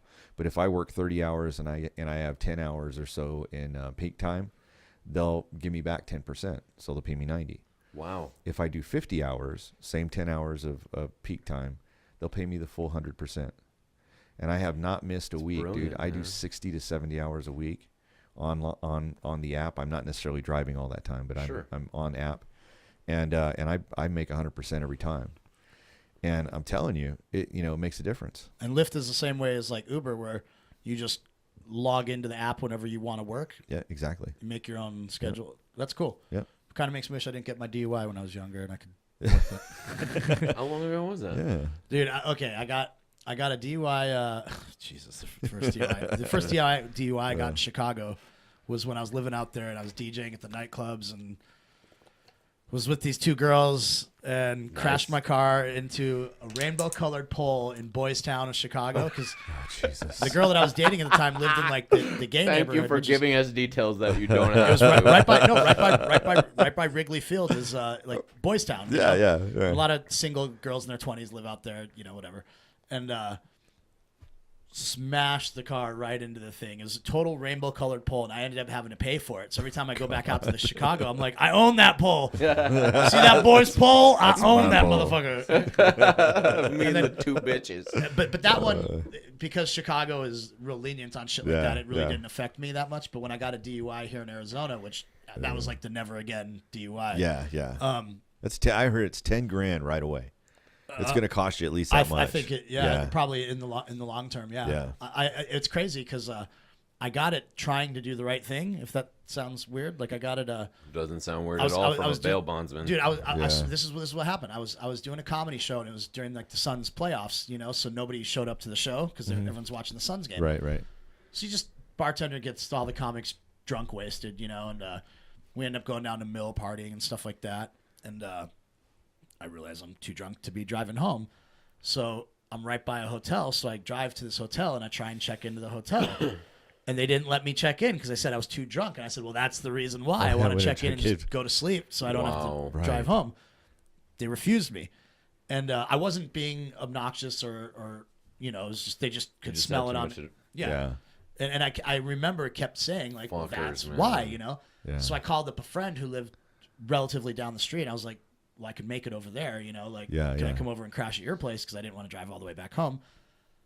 So I get out, I drive to her place, and didn't have my lights on when I pulled out. That's a classic mistake. Yeah. Get pulled over, and that's it.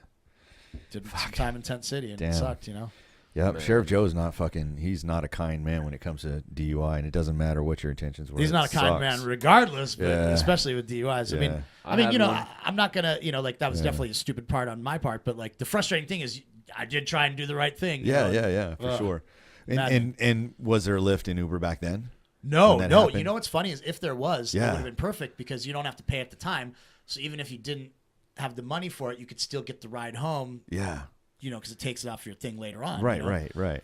Whereas a cab, you could never do that with. Yeah. So that would have been an option for me. But this was like, it was around when I first moved back from Chicago. So like 2006, maybe 2000. That's 9 years ago, 10 years ago. You should be all right. Yeah, maybe. Well, now you I'm might be able to fine, drive. Yeah. Yeah, after 7 or 8 years, they fall off your record. Did you do all the breathalyzer? Yeah, thing I still have to get the breathalyzer is the only thing I didn't do because I didn't drive for a while after that. Oh, you got to do that for a year. Yeah, so I that's the only thing left that I got to do, and then I'm done with it all. I know a guy, man. I know a guy from my bail from the bail bond. Yeah. Well, so Jim, you used to be a bail bondsman, man. I did. I am a former bail bond. So you've heard every agent. story. I mean, about could you still put the badge on and go out there and do some fucking dog the bunny hunter shit? You know, I still have all of the costume. Nice. You got to bring it. Man. You know what? I Honestly, I don't know if I still am registered, but it would be a similar process to what we were just talking about for me to register again. Right. It's scary easy, man. Dude. Scary. See, and the hoops you have to jump through you for saw- other shit. Did you guys see the guys that hit the Phoenix chief of police house? The Yeah. bounty hunters. Yes. that Oh hit? shit. Did you see that? No, I Yeah. didn't. So the story I heard from. Let's see if I could pull it up on Facebook. Oh yes, yeah, you for can. sure, for sure. Oh fuck yeah, you can. It's a big bro. story, yeah. Yeah. So while Mike's pulling this up, man, this is a good one. Yeah, I heard allegedly that there was some dudes running around pretending that they were bounty hunters, which happens frequently in the bail bond industry. When I owned my bail bond company, all the time I would get people coming in. Most of them legit as far as their paperwork goes. But again, it's scary easy to get that designation as a bounty hunter. So then the issue is the same thing in Arizona as it is with firearms. Scary, like you can get them easy, but the responsibility that comes with them, you have no idea. Like if you don't really sit down and do your research or have someone who trains you in what you're doing. And basically, this guy was pretending to be a bounty hunter. Was holed up or inside. claiming that he was. This? It turns out There you go. they went to the wrong home. The bondsman ended up targeting the home of Phoenix Police Chief Joe Yonner. Picked the wrong home to fuck with. This is his A wife scary recording situation it. caught on This is his video wife's cell unfolding phone. at the house of Phoenix Police Chief Joe Yonner Oh, last night at around goddamn. 10 o'clock. Phoenix police say 11 people from 2 different bail bond companies surrounded Chief Yonner's house, screaming Wow. at the chief to come out with weapons unholstered.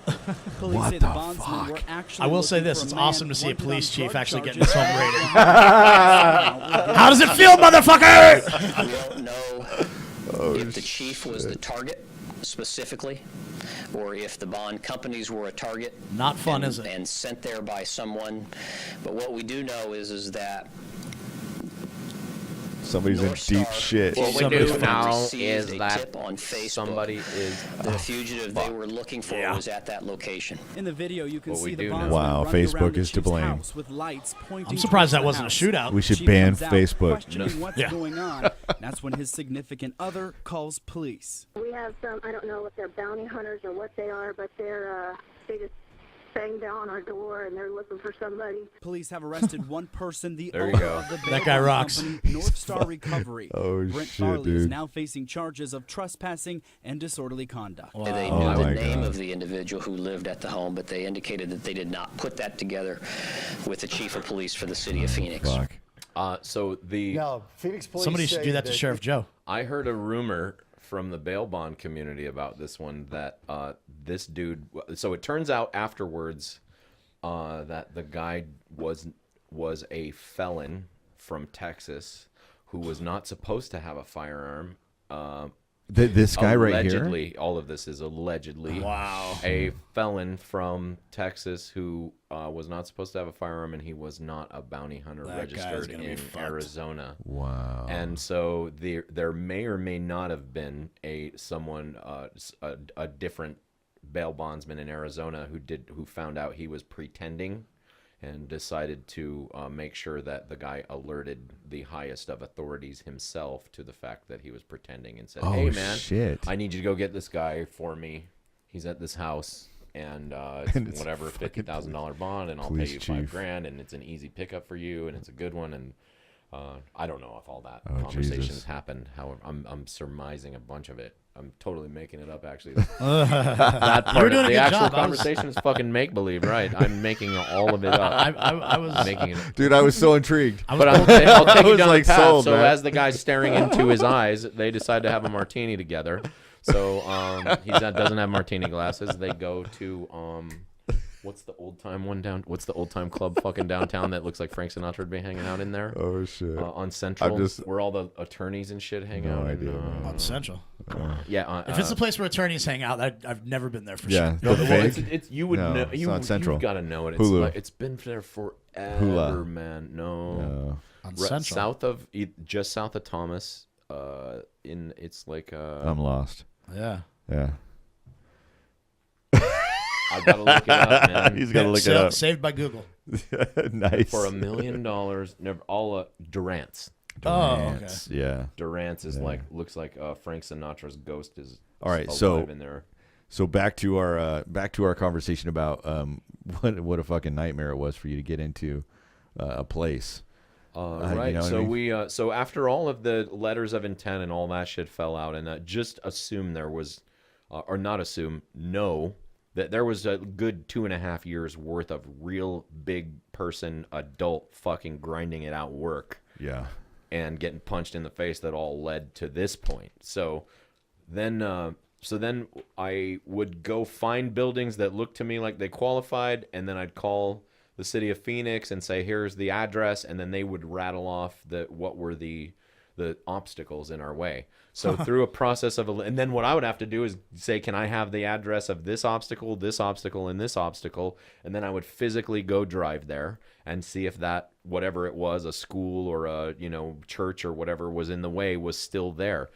So I finally found a building where all of those things were gone, and then I had to, our building now that we're in over at Metro Center, and then I had to go back to the city and get all that shit changed in their pub. This is before I can even put in to get a hearing to get it zoned, because all the stuff is coming up when they punch in the address. It shows all these things are there. Yeah. So I had to put in an application to have all these other things changed, that they're no longer businesses there. Right. Then we put in for the variance. Wasn't there a school or some? They were claiming there was a school there. Yeah, there was in Metro Center. There is still a I guess you'd call it a vocational or a technical high school for that doesn't count.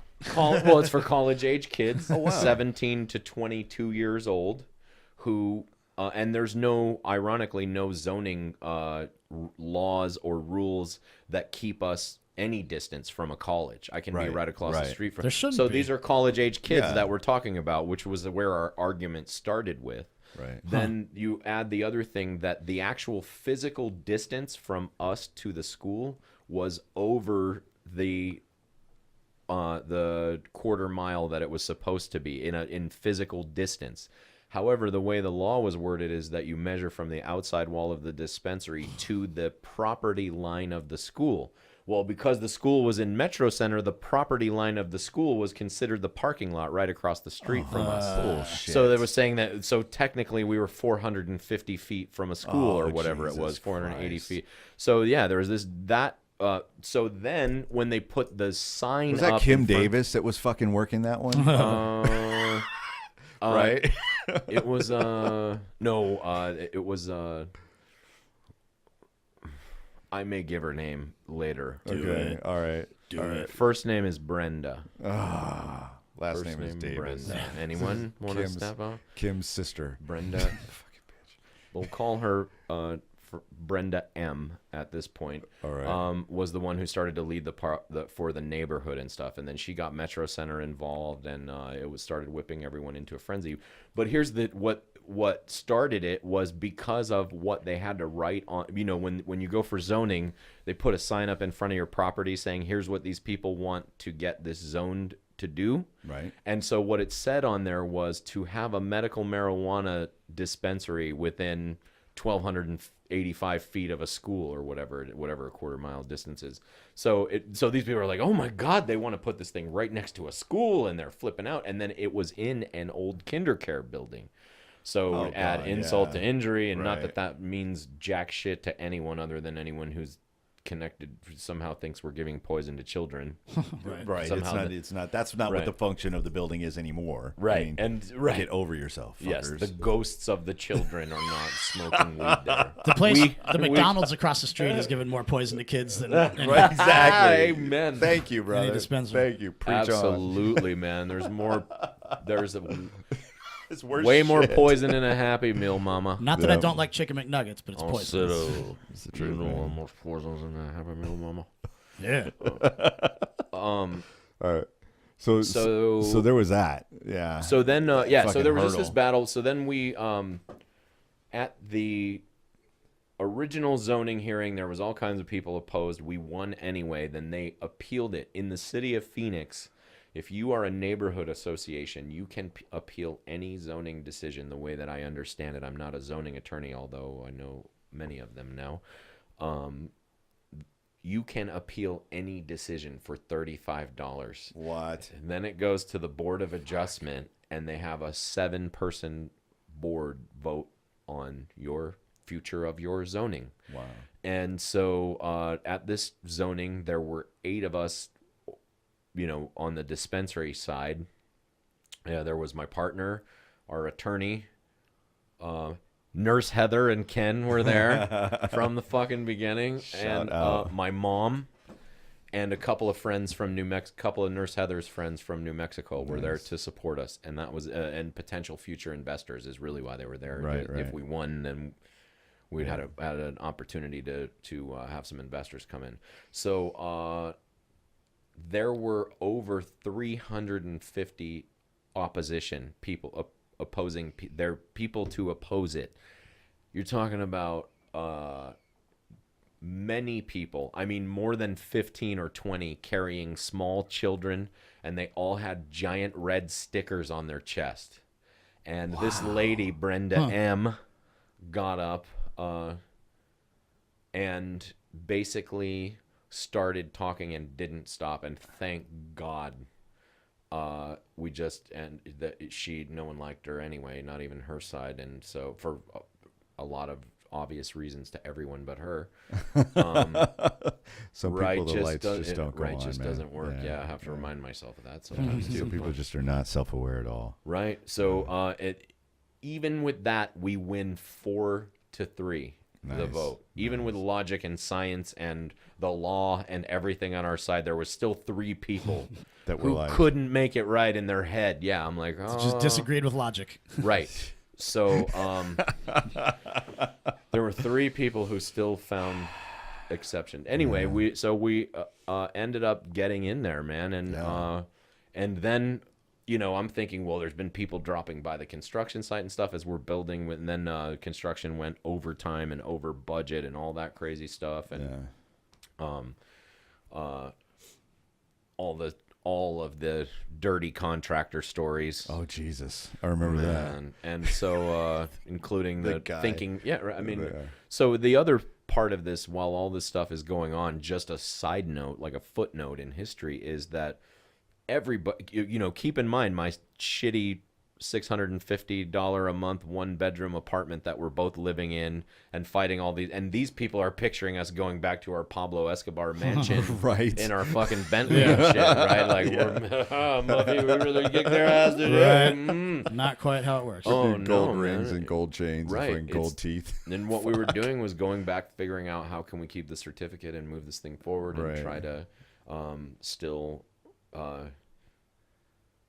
Turn it into something that contributes to the patient. So, contrary to popular belief, it's really not the big bad evil dispensary owners, and there's many dispensary owners that came from blue collar backgrounds. Did we get lucky? Fuck yeah.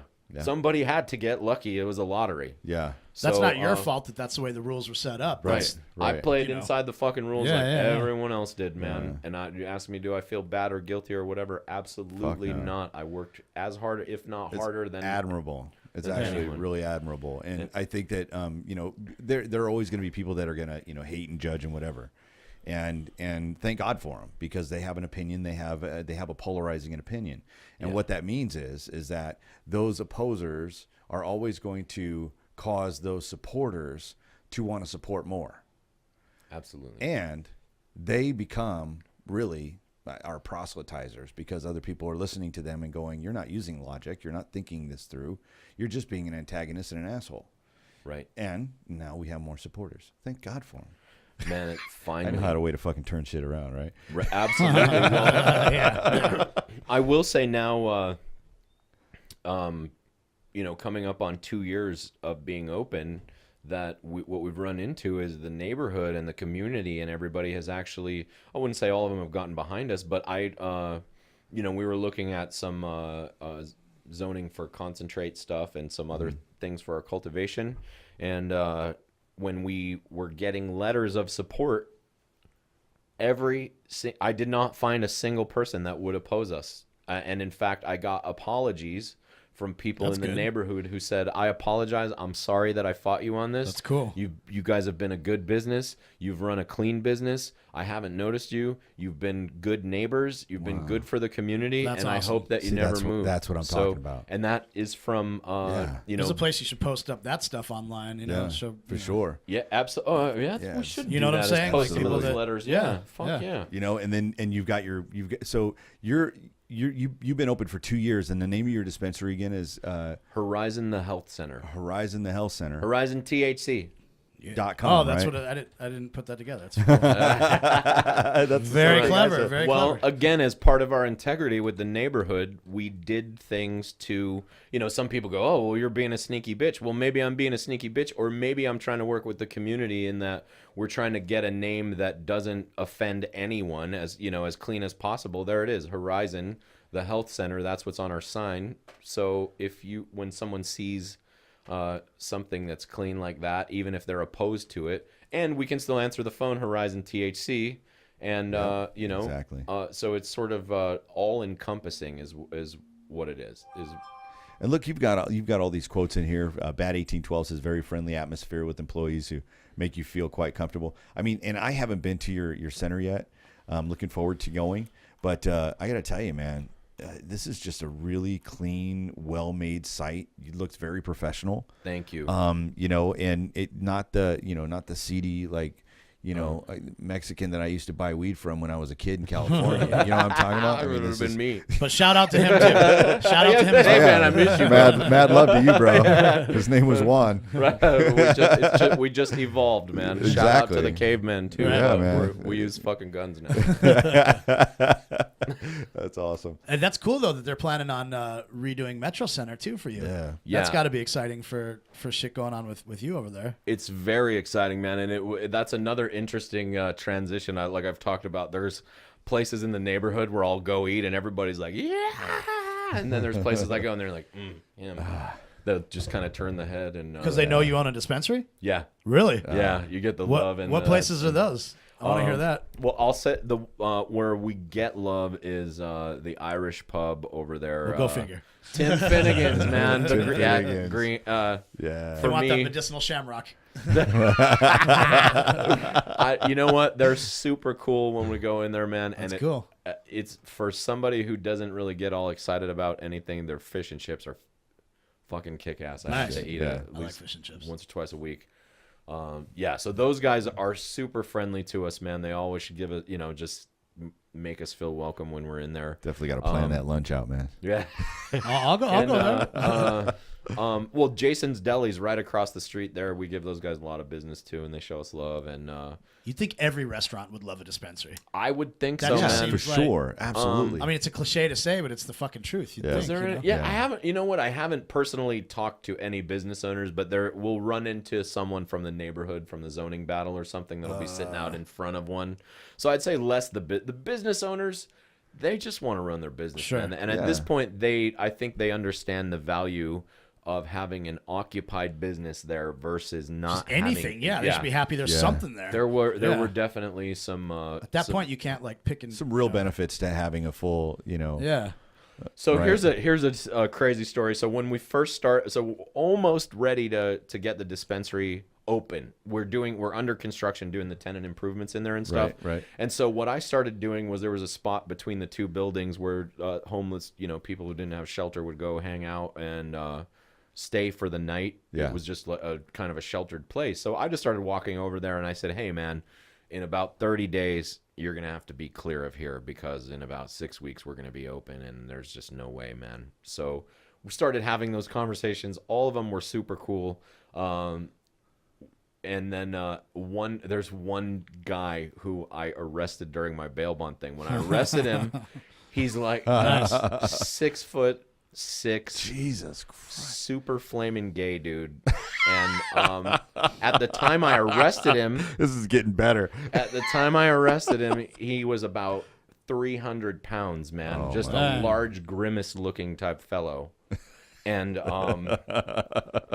he went not the easy. We arrested him a few times, I think, and it just He was a returning customer. Is it? man. And at a place where we really never where we really avoided that. It sounds fucking crazy, but at that place we avoided. That was our business model, was to be friendly and avoid arresting people, walk them into court, and help them get their bonds quashed and things like that. Yeah. So it was a different business model altogether.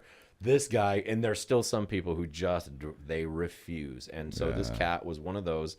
And so I walked out back of the building to, have my morning conversation with whoever the shelterless people were out there. And this dude stands up and he's like skinny as a rail. He looks like Manute Bowl or something. Shit. And he's like, I recognize you. Where you from? And I'm like, at the time, I don't remember. I had my head shaved sometimes and not during the bail bond thing. And I'm like, I don't know you. He's like, I know you. Oh shit. And I'm like, and then he's standing there with like 2 women, and they're all clearly, strung out. They apparently, I shouldn't say clearly. Apparently, have had some interactions with some hardcore drugs around that time frame. Right. The recent here and now. And so moment ago. yeah.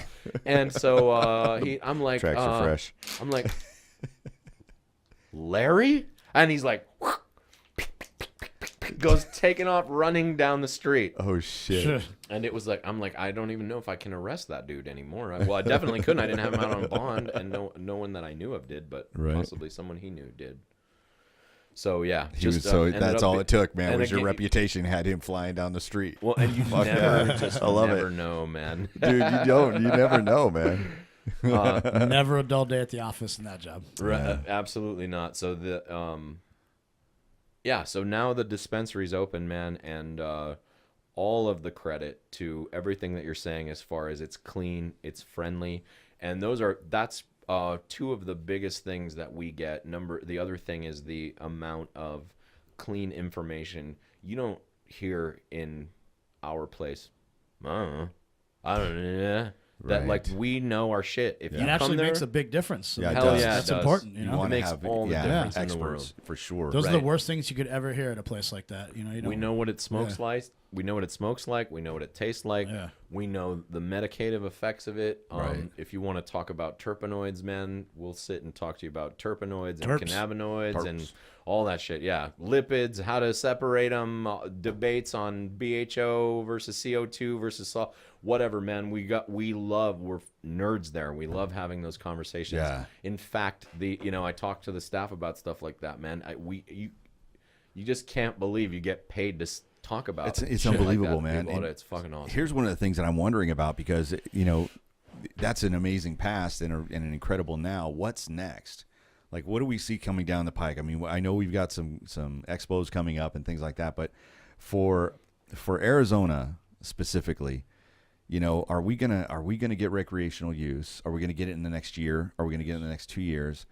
And then, okay, now we knock this domino over. What's the next domino?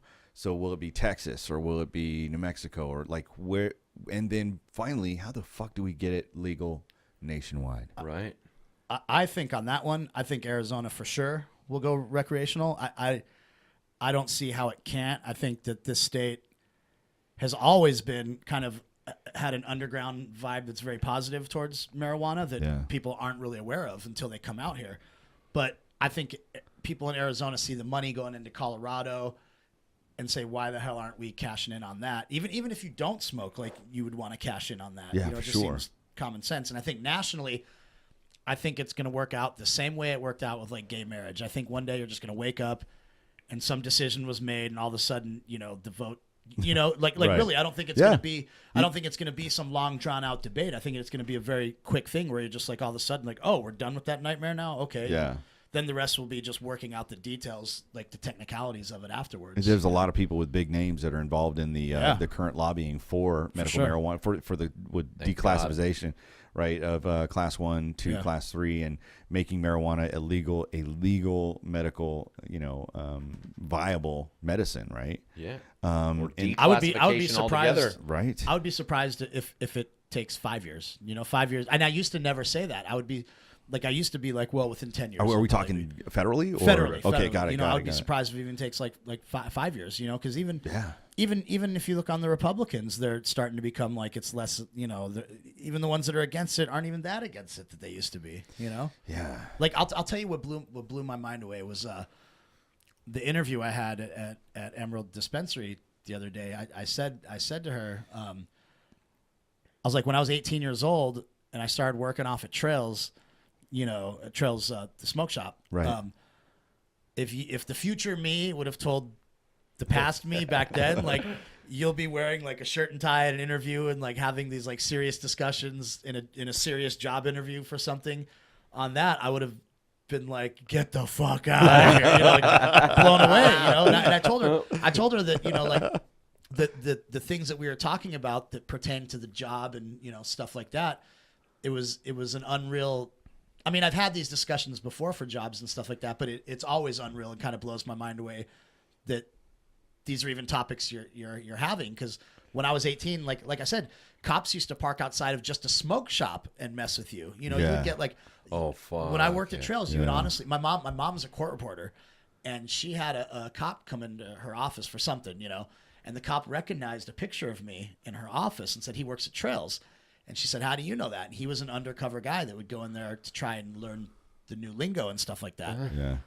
And that just doesn't happen anymore, which just, I mean, that alone shows you how far things have come, which if you look at that and how it's changed, I think that the rest of the change that needs to happen is going to happen so fast because it's just been building so much over time that it's just going to blow a gasket and just be For like, sure, okay, yeah. like Prohibition one day. Yeah. That's how, I mean, Well, in today's media too, because now we're able to leverage media in such a way where you can make a much bigger difference. So, I mean, there's all these activists that are involved, from Joe Rogan to all these comedians that are involved. George Zimmer from Men's Warehouse. Oh, dude, yeah, he's like dude, he's one of legitimate my favorite business owners. But man. guys like him are Yeah. extremely important for that, because the guys that you would never think, the guys that you're like, what? And Yeah, then no you're like, kidding. oh, okay, cool. That those are the most important people to come out of the shadows and say something. You know? Former mayors and senators Sure. and people. I mean, people that I know within 1 degree of separation, and those guys that are 420 friendly, dealing with anxiety or something else, and are able to function and use it as a medical solution. But beyond that, I mean, the media has changed in its, or I think the internet has changed. Netflix has changed everything, right? So you can go online and you can watch this movie called The Culture High, which talks a lot about what we're involved in talking about right now. Yeah. And that's a great movie because it talks about the legal piece of it and the medical piece of it and a lot of the other stuff that we've already talked about here. I recommend go and watch that movie, man. If you're curious about cannabis, medical Well, that marijuana. shit with like the internet and stuff, that shit changed it, because you realize that you're not alone out there. You're like, wait a minute, everybody else is thinking the same thing. So hold on, maybe the bullshit is coming from the other side. It's telling us how bad this is. Yeah. With no real data. Right. There's safety in numbers, because you realize that there's, what's the big deal? Why is it? And more people are like online saying the same thing. So then collectively, the whole country kind of starts to go like, yeah, what is the big deal? I mean, yeah, exactly. Well, the thing is that the Edge podcast is really about taking conversations and moving them forward. Yeah. So what we have is an old narrative. It was the way that they used to say, marijuana is a gateway drug. Gateway to what?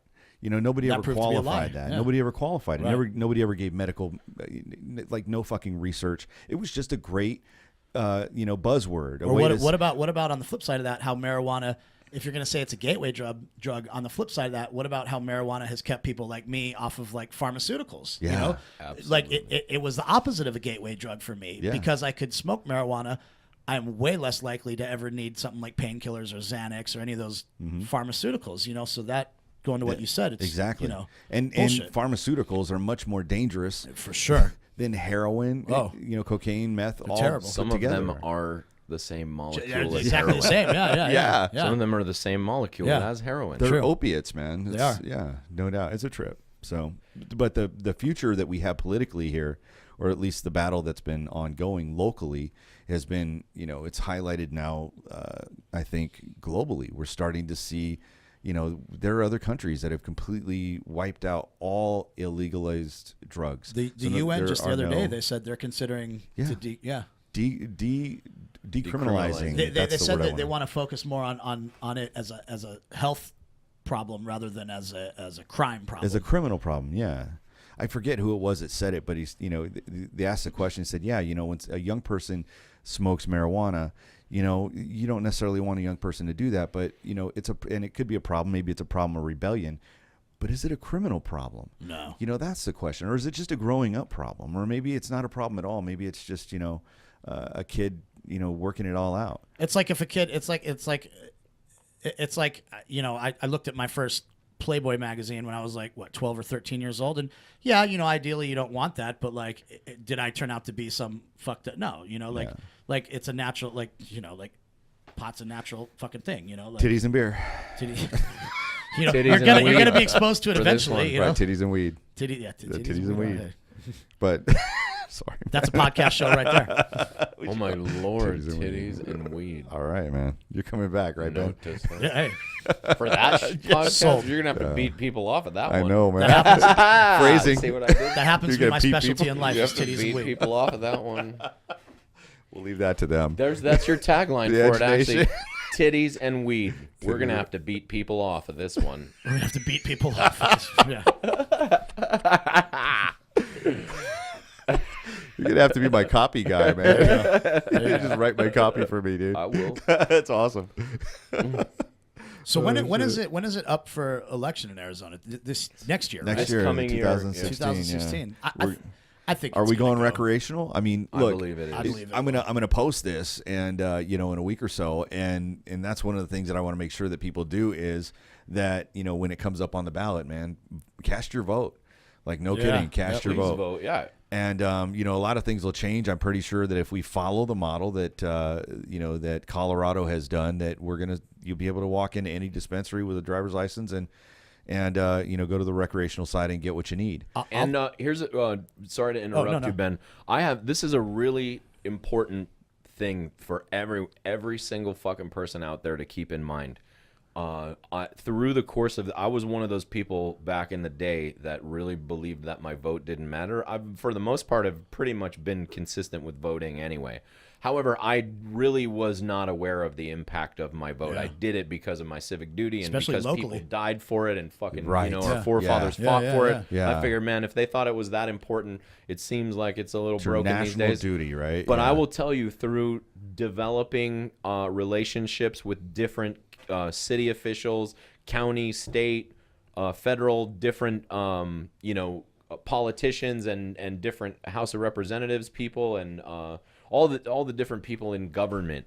If you knew how many people, especially on a county and state and city level, win their fucking elections by 12 votes, Oh my God! by 36 votes, shit like that. So if you think your fucking vote don't that's matter, crazy. I'm telling you that these were people I don't have the specific historical examples, but there was a couple of politicians that I was having a conversation with, and this lady was telling me, specifically about your vote matters kind of a thing, and she was saying in this election on this day, this person won by 12 votes, and on this, she was naming Holy specific shit, man. examples of historic. It's all the data's out there. It goes to show a lot of times people, when they think of elections, they think of like the presidential election. 'Cause Right. That's the only thing that's on their mind. And that's that's the one exactly. that's actually rigged. It gets exactly, and it gets the most attention. Right. But the one that affects your life the most is actually local elections. Your local that elections. you And can This make is the a biggest vote for difference, vote. yeah. This isn't an electoral college like it is for Right, president. right. This is a fucking vote for vote. So it does matter. Your vote is one, ding on our side. What and exactly is the law that's up for it? Is it basically making it like Colorado, or is well, it that's like, an interesting Oregon, thing. or what's the? Yeah, well, the interesting thing is there's a debate, and this is going to go. This I've may heard get people on some Facebook. context. Yeah, I've heard people on Facebook. Fuck yeah, arguing there's that two. stuff, yeah. So there's two groups lobbying to get Right. their own laws passed right now. There's one group which is backed by, or I shouldn't say backed by. There's one group that wrote the law, and they've done the majority of laws in other states called MPP, Marijuana Policy Project. Right. Okay. There's another group who has a somewhat conflicting, and definitely voter-wise has a conflicting law that they would like to see get passed instead of the MPP. the MPP one, Yeah. which they claim is the MPP one is very heavily in favor of dispensaries and dispensary owners and creates a monopoly there, and that it only allows for it does allow for 6 plants to be cultivated personally, but there are some, I guess, some prosecution type options in there if you have it illegally and you're doing illegal things. Because the concern was this last round, all the compassion clubs that got open and all the people that were doing things illegally.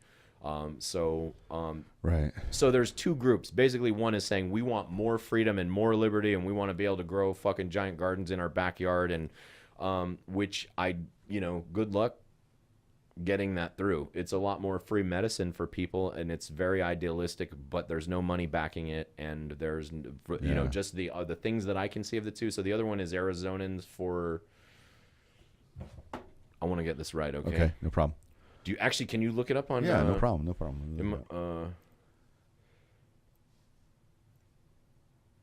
That just seems to me though that it's America. Of course, that's the way it's going to head with. I Well, mean, there's goods and bads to it, but like, What's there's called pros there? and cons just like that with anything. But that just seems like, well, duh. This is how America is with everything, Yeah, So- well, I think that's a big part of it. I mean, go ahead. Arizonans for legalization of cannabis is sounds good to me. the other group. I fucking love that there's people getting out and taking responsibility for their community and writing laws and doing all of those things, and so I get less involved with the here's a pissing Facebook. contests between the two. Yeah, they have. There's. Well, what side do you personally think you?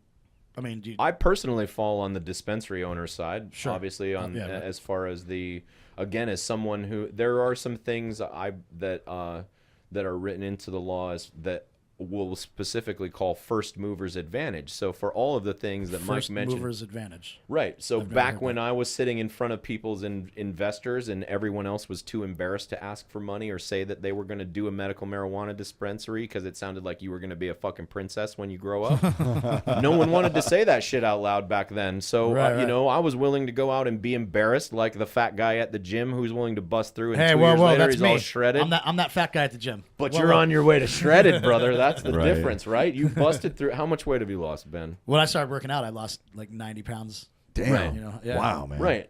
Yeah, So, yeah.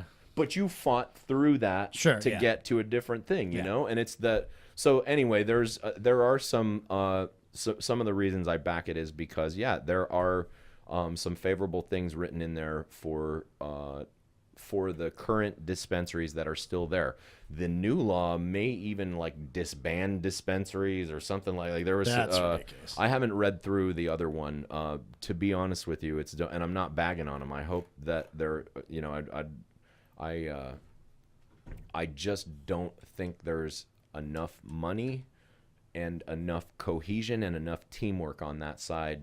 I see a lot of infighting. I see a lot of people arguing with themselves. For me, I'll sign both initiatives to get, I think that's honestly the smart thing to do. Support it all. Yeah, is to just get one on the ballot. Let's Get it you know, going. Yeah, Get it going. Yeah. But to say fuck you against anyone who's trying to get this plant legalized and trying to get it to patients and people who, there's a lot of people who are saying, well, the dispensary owners are keeping the prices up.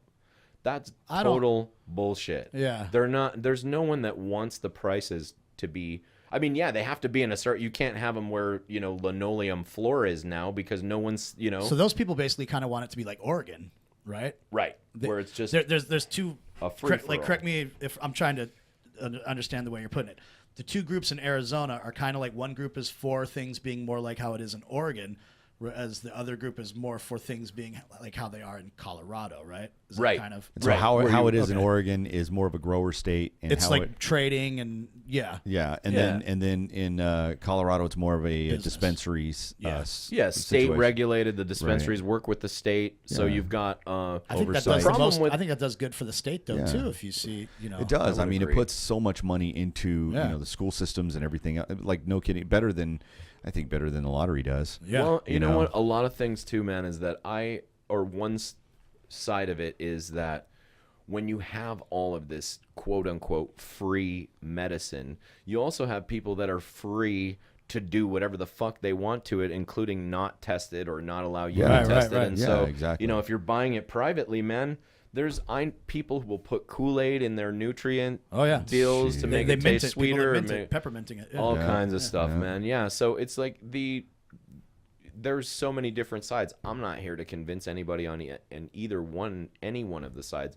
Read the two initiatives, Yeah. see which one speaks to you, and then vote for that one. But my suggestion is sign both of them, man. Let's get that's legislation smart. out there. Yeah, I think that's smart. Because the other thing about the recreational side of it that people don't think about that I've run into many times is, like, for instance, my dad was here for a convention for his business, and there was a bunch of other people there, and one of the gentlemen that was speaking at it had this crazy burning like a fibromyalgia type or a neuropathy type pain in his feet where he could barely stand. Oh. You could see the man was in great physical pain.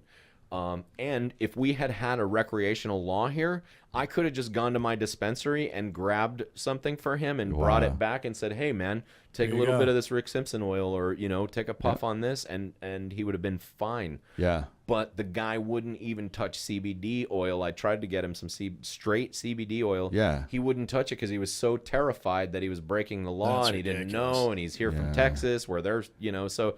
Yeah, just Texas if is crazy anything- with their Yeah, Yeah, but they're, it's and just- but they're coming along and they're trying to figure it out and they're trying to. But the problem is with Texas is it's almost like a religious, allowance. Yeah. Like if you're if this is part of your religion, then okay, kind of Right. thing. Yes. But at least they got that. And So there are a lot of it'll people that start to join come that along. church, dude.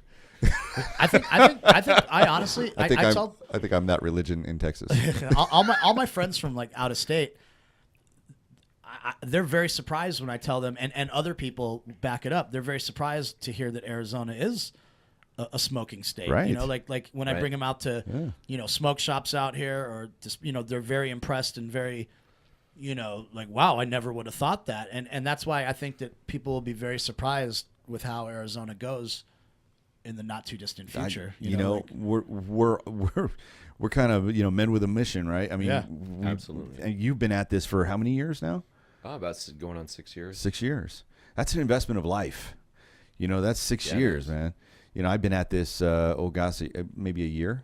Wow. So, and my story Kick-ass is. job here too, by the way, man. I said it last time that we were in here. Well, I've been at this for 3 months. But and thank you for that. But what I've been at is advocating for marijuana for the last year, Right. And just talking about it and sharing I started sharing that movie, The Culture High, and You said you started off like against it at first. I right? was, And yeah. And I injured my back in 2000, and I've taken just about everything I can, Percocet, etc.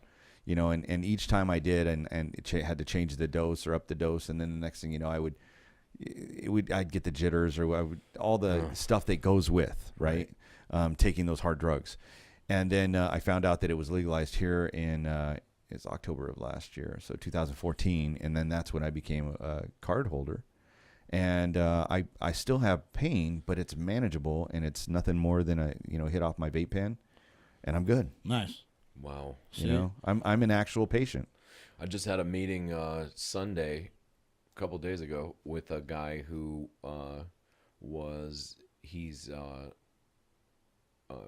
his religious background is Mormon, and he was a similar situation to you, extreme chronic pain. Was shot 20 years ago in the stomach with a high-powered rifle, and affected it. Like the bullet disintegrated on the way in, and just basically, he still has metal pieces in him and stuff, and his back's messed up, and he's a construction guy and has all the injuries that go with it. But because of the religious consideration, he wanted to talk, sit and talk, and then he just basically said that he'd been doing that for 20 years.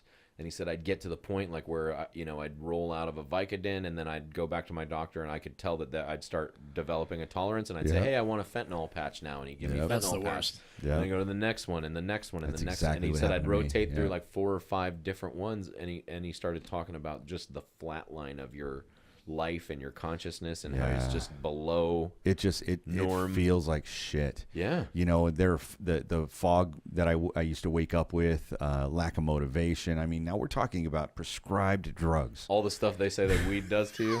Right, prescribed shit Right. was doing all those things to me. And today, when I we smoked a joint earlier, and like I think we're pretty high functioning. When are they going to have it? When are they going to If have I a do movie? say so myself, right? When are they going to have a movie come out called Prescription Madness? That's what I want to know. When's the movie about this pills is coming out? the idea, man. So we all got to sign the NDA again, because we're going to go ahead and produce that motherfucker. Prescription madness. Prescription madness. Pharma magic. Pharma madness. Yeah. Pharma madness. Fucking Wow. Pfizer. Oh my god, that's hilarious. And it would be accurate. It wouldn't be like a lie. It'd be like, no, that fucking the shit makes you mad. Like, It fucking kills people. Right. Man. Well, the last I heard, every single mass shooting in the last 15 years yeah. was linked. Yep. The one common thread was antidepressants. Yeah. The shooter was either on antidepressants or had recently been on antidepressants. I read a lot of stuff about that. Had a history of them. I want to being grab. I prescribed. want to grab the dude. And I they wanna couldn't get get those laid. Statistics out. They had a hard time getting laid. So was it Klebold and that other kid? Keep me away from the antidepressants then. Yeah. Because I got one of the two, brother. Yeah, we got to change it. We got to do something to change Please, that. yes, please. There's no reason why that should be. So the Thank next you. thing we're going to start fighting for is legalized prostitution. There we go. I don't. Well, I'd just like a young lady to come smoke a joint and Yeah. put Oh, her- we're making it happen. hug We're gonna me. make this happen. I just want to hug. Friends There's a don't let lot- friends go. just I just want to. I think we could work out a hug for you, bro. I think we can work on this. I know a girl. I'm a I know a snuggly guy. girl. I know a ladies. girl. I'm a Dude, snuggly. you're a handsome dude, man. I'm sure you're pulling plenty. Next Plenty of pretty podcast, ladies. Seriously we're not. getting Jim laid. Seriously not. That is definitely not a joke, and it's mostly because my internet game fucking blows. You know what? Though, here's the thing: you do not need internet game with online dating stuff. You just need to establish that you are not a serial killer, and that like you're fairly normal.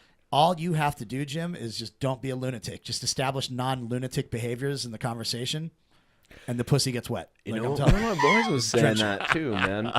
Was like, dude, just go sit at a fucking bar, take a book, and just sit there and fucking read. Incredible human beings. What if we hooked you up She's with cute. all the crazy comics? Right.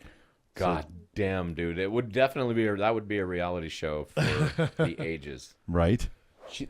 That lady appears to be very attractive. Yeah, I know the type of I know the type of girls you like. She's really cool too, like super cool. I'm telling you, let us Yeah. make you a profile page on OkCupid. Yeah, buddy. And we'll even say, Let's do it. have you ever seen where like they're like these Occupation. lovey-dovey things where like some mother's son will be like, my mother needs to date somebody, so I'm making the profile page Yeah, for her. yeah. right. Let us do that for you. Yeah. Okay, it'll be 100. Yeah, I'm even more. you down of a for that, fan Mike? Of transparent and I'm in, honest man. that way. Okay. If you guys want to do that's fun. I'll be on. I'll be like, I'm Jim's friend, and he's Absolutely. looking for love. He's a dispensary owner. Well, So yeah, and then you can answer the questions and stuff like that. Yeah. But we'll make the profile page. Yeah, totally, right? totally. Right. That'd be awesome. And we'll maintain the page, and we'll set you up on dates. Is that cool? Okay, there can't be any crazy. No, I'm not. No. We're not going to be out to like fuck you over. Like we're gonna do our This best. is gonna be to hook you legit, up. man. We'll This do is gonna be legit. totally Right? legit. Yeah. This isn't like a prank thing. We're not. This you know, is and it's gonna maybe once there's- we'll do that. So I gotta ask the question. I mean, I gotta ask the question. So is this endeavor? What's the end of this endeavor? So are we just trying to get Jim laid, or are we like No, let's get him a girl. You trying want to a get girl, him right? a real legitimate Well, girlfriend? both. He wants to get laid and he wants. I don't know if I want a girl yet. Okay. You just want to get your. So this might just Okay. be like, let's get Jim laid. Okay. Right? And we could do that. You know what? It's I'm open. I'm open to a girl. You know, that's not that weird. You'd be surprised how many people say that shit. That's not that. It's not. It's really not. Why But don't- at the same time, you got to be straight with the girl. Well, too. what if we Well, just said right. he's looking for date? He's looking. Yeah. I'm looking to date a girl and see where it goes. Right? Is I'm that fair? definitely. My primary concern is not focused on finding a relationship. That's why we're Got fine. it. Oh. How, right, but I mean, I'd like for me to end up in one. However, if that would I'm not saying fuck no, I don't want that. I we're would doing never this. turn away a fucking like super hot, awesome, Well, who supportive would, fucking man? woman. Right? Who would? Based on some principle dumb fucks would who alone. don't. Yeah. Would you let us start setting you up on some dates at Stand Up Scottsdale? Oh, dude. Yeah. Fuck yeah. We I got to will. tell the story. Okay. We gotta tell Yeah, the- fuck yeah. what- After you got- this, So we got to let's- get him on the mic, and then he tells what happened, Yeah. like the next night. Right. Yeah. Oh, that's awesome. Howard may shout it out even. Maybe Who okay. knows? Okay. What Okay. if we did this? What if we made the profile? We set you up on some dates with Totally girls or setting up whatever. a whole new show right now. At stand up Scottsdale, because you're comfortable there. Yeah. It's a cool place to bring it. I used to bring filthies there all the time. Like you could do that. I'm gonna be taking you, my filthy. To I've been the, girls in that office before. Like dreams. Have you? Fucking stud, dude. I've been in that office many times, but the only person I was in there with was Howard and the barbecue guy. Oh, I've had Ricardo and Dietrich catch me doing some scoundrel stuff at that club. Dude. I bet when I Ricardo was was part of the happier about it permanent than record. Dietrich was. Dietrich is creepy. Dietrich would like watch you, and you'd like. Yeah, Dietrich would, that's a whole other podcast though. That's amazing. So I'm we're gonna do this. We're at 2 hours, believe it or not. Okay. Wow. Yeah, normally we do 90 minutes, but I just lost track of time because we were Well, I had fun. if you're down, I'm down with that. Oh, dude, absolutely. this is happening. Absolutely, we're We'll doing exchange this. info. Yes. Yeah. Okay, good. For sure. All right. All right. Well, listen, guys, thank you for coming in, and, I had a great and thank time. you for sharing like everything you shared. And dude, you're funny. You really are. Go, you. catch him at Stand Up Scottsdale. Well, Catch him at Stand Up Scottsdale. He'll be the one that I'll is dragging girls away so that they can meet Jim. My reaction to that would be what some people put on their Facebook profiles. Well, I'll say it's complicated. Isn't that fair, Jim? Yeah, I'd say that's fair. I know. But where are you? Where are you performing, man? So Tonight I'll be doing something at House of Comedy. Okay. I don't know. We're still not sure if it's a prank or not. It may be we're trying to Ricardo. figure that. It's some interview that Ricardo's doing at House of Comedy, so I'll be Yeah. there. And once I'm more established at Emerald Palace, I'll be getting back in. I'm excited for you, man. That's going to be a good Thank you. gig for Thank you. you. No doubt. Thank you. And then, please get over to, Horizon. Yes. The Health Center, THC, Horizon THC. Go to horizonthc.com. Peoria and I-17 is the physical location. Thank you, man. Appreciate that. It's a nice place too. I've been It's there. beautiful. It's a very nice place. I mean, I've seen pictures, so we're going to get over there. And East Valley peeps too. Go see Emerald Palace out in Emerald Dispensary out in Gilbert. I'll be there Awesome. soon. Yeah, where's that located? On Elliott and Is it Gilbert Road? yeah, Elliott and Gilbert. Okay. Like that area right around. Elliott and Gilbert Road. Wow, that's downtown Gilbert. They're on. so close They're to on where I Lee. live. Yeah. Yeah. That's close, man. It's a I nice love what place. I love what they did to downtown Gilbert, man. Yeah. Yeah. They've really done that place up nice. Mm-hmm. So get a chance to get out there, go get yourself some weed, maybe head over to Postino's for munchies or the Liberty. There you go. Liberty Market, which they've turned into a great restaurant, Yeah. or the farm, one of those different places. So Hell yeah. shout out to Gilbert. And then look, man, the struggle is real. Keep it going. Thankfully, you're no longer in that $650 apartment. Thank God. Things have changed, I hope. Yeah. Turn it. So you're I got viable, a regular big person house now. Your bachelor I can pad have ready? other adults over. You have a bachelor pad? It's I do- officially yes. okay. So I you're a viable. I have puppies too, man. I got Oh two. man, you Check got this puppies. guy As Oh. fuck. That's all it took. Dude, we're gonna get That's all. man. Dude, you're gonna be- have so many. I do. women. I have weed and puppies in the backyard and chill. Watch Oh, the that's stars. come on, dude. That's Netflix and chill. Hey right ladies, there. hey ladies. I just heard about Netflix and chill. That's the man. funniest term I ever. swear to God, my daughter. I asked my daughter because I had heard this on a radio station I was at Kiss FM or somebody, and they were talking about Netflix and chill. I had no idea what it meant. And then I was like, oh, shit, that's what it means? So I check in with my daughter because she's the authority on these things. She told me about Fleek. Anyway. I don't know what Fleek is. My girlfriend asked me about what Netflix and chill meant, and I cracked up. Well, so I asked her. What does it? I don't know. I told her it's what we do every night. It's what we do every night. Netflix and chill is like, okay, for online, if you're online talking to girls, Netflix and chill is what pretty much like every guy says. Like when girls like, well, what do you want to do? They're like, well, we can just chill at my place and watch Netflix, which means just come over to my place so I can flick your bean. It's what it sounds like. Right. It's just how do I? It's the come on. It's the one drink. Right. It's like in the 50s when you're like, well, we can go see like a drive-in movie. They'd be like, oh, great, that's a great activity, and you know damn well what they're doing. Yeah, exactly. It's Netflix and chill. That's cool. So funny. So anyway, now you have some more foo when it comes to what to say online, I guess. Yeah. Well, and, you don't even need to worry about it. We're taking care of it for you. Oh yeah, got this. We're got on this, this shit. We're on it. It's gonna be pretty. I think we should do like 20-minute segments, man. We could. Fuck yeah, dude. I'm You could probably take this clip out and put it up, and yeah. And we'll do it for real too. We're not gonna hook you up with like some lunatic. Like no, we'll do it. We'll do it for real. We'll find you a good one. We'll call some of my friends, and you'll get a chance to see them up close, and then totally. It's yeah. I've been doing so great on my own, man. So what if we set you up on 3 different dates with 3 different girls? And then we'll talk about it. We can do this. I'm thinking GoPro. Yeah, Just put a GoPro in his pants. There's really as long as it's natural and you guys aren't hooking me up like with crazy a dude in a fucking dress or something. No, the worst you're gonna get from me is crazy strippers. Oh, and that's not so bad. Yeah, they're not bad. Yeah, there's nothing about that I'm opposed to. Yeah, there's You're nothing about that I haven't already had in my life. You need that. Yes, I am. Nothing to worry about there, bro. So it is definitely recently single, and yeah. It's on, man. It's on. We're gonna do this. Fuck, I'm stoked about it. Well, thanks for coming out. And again, this is Mike G with the Edge Podcast. I think we had a lot of fun today. We rambled for 2 hours. It was fucking awesome. I think we need to do more of that. And we also got a lot of good content out of it. So thank you so much to Jim and Ben for being in the Edge Podcast and just sharing your lives with us. And look, man, the struggle is real. Make sure you vote. I mean, that's the last thing I want to say to you. And we're out. Cut my life into pieces. This is my last resort. Cause I'm the type of nigga that's built to last. If you fuck with me, I put my foot in your ass. See, I don't give a fuck cause I keep belling.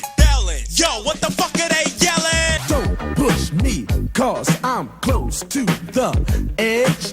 I'm trying not to lose my head.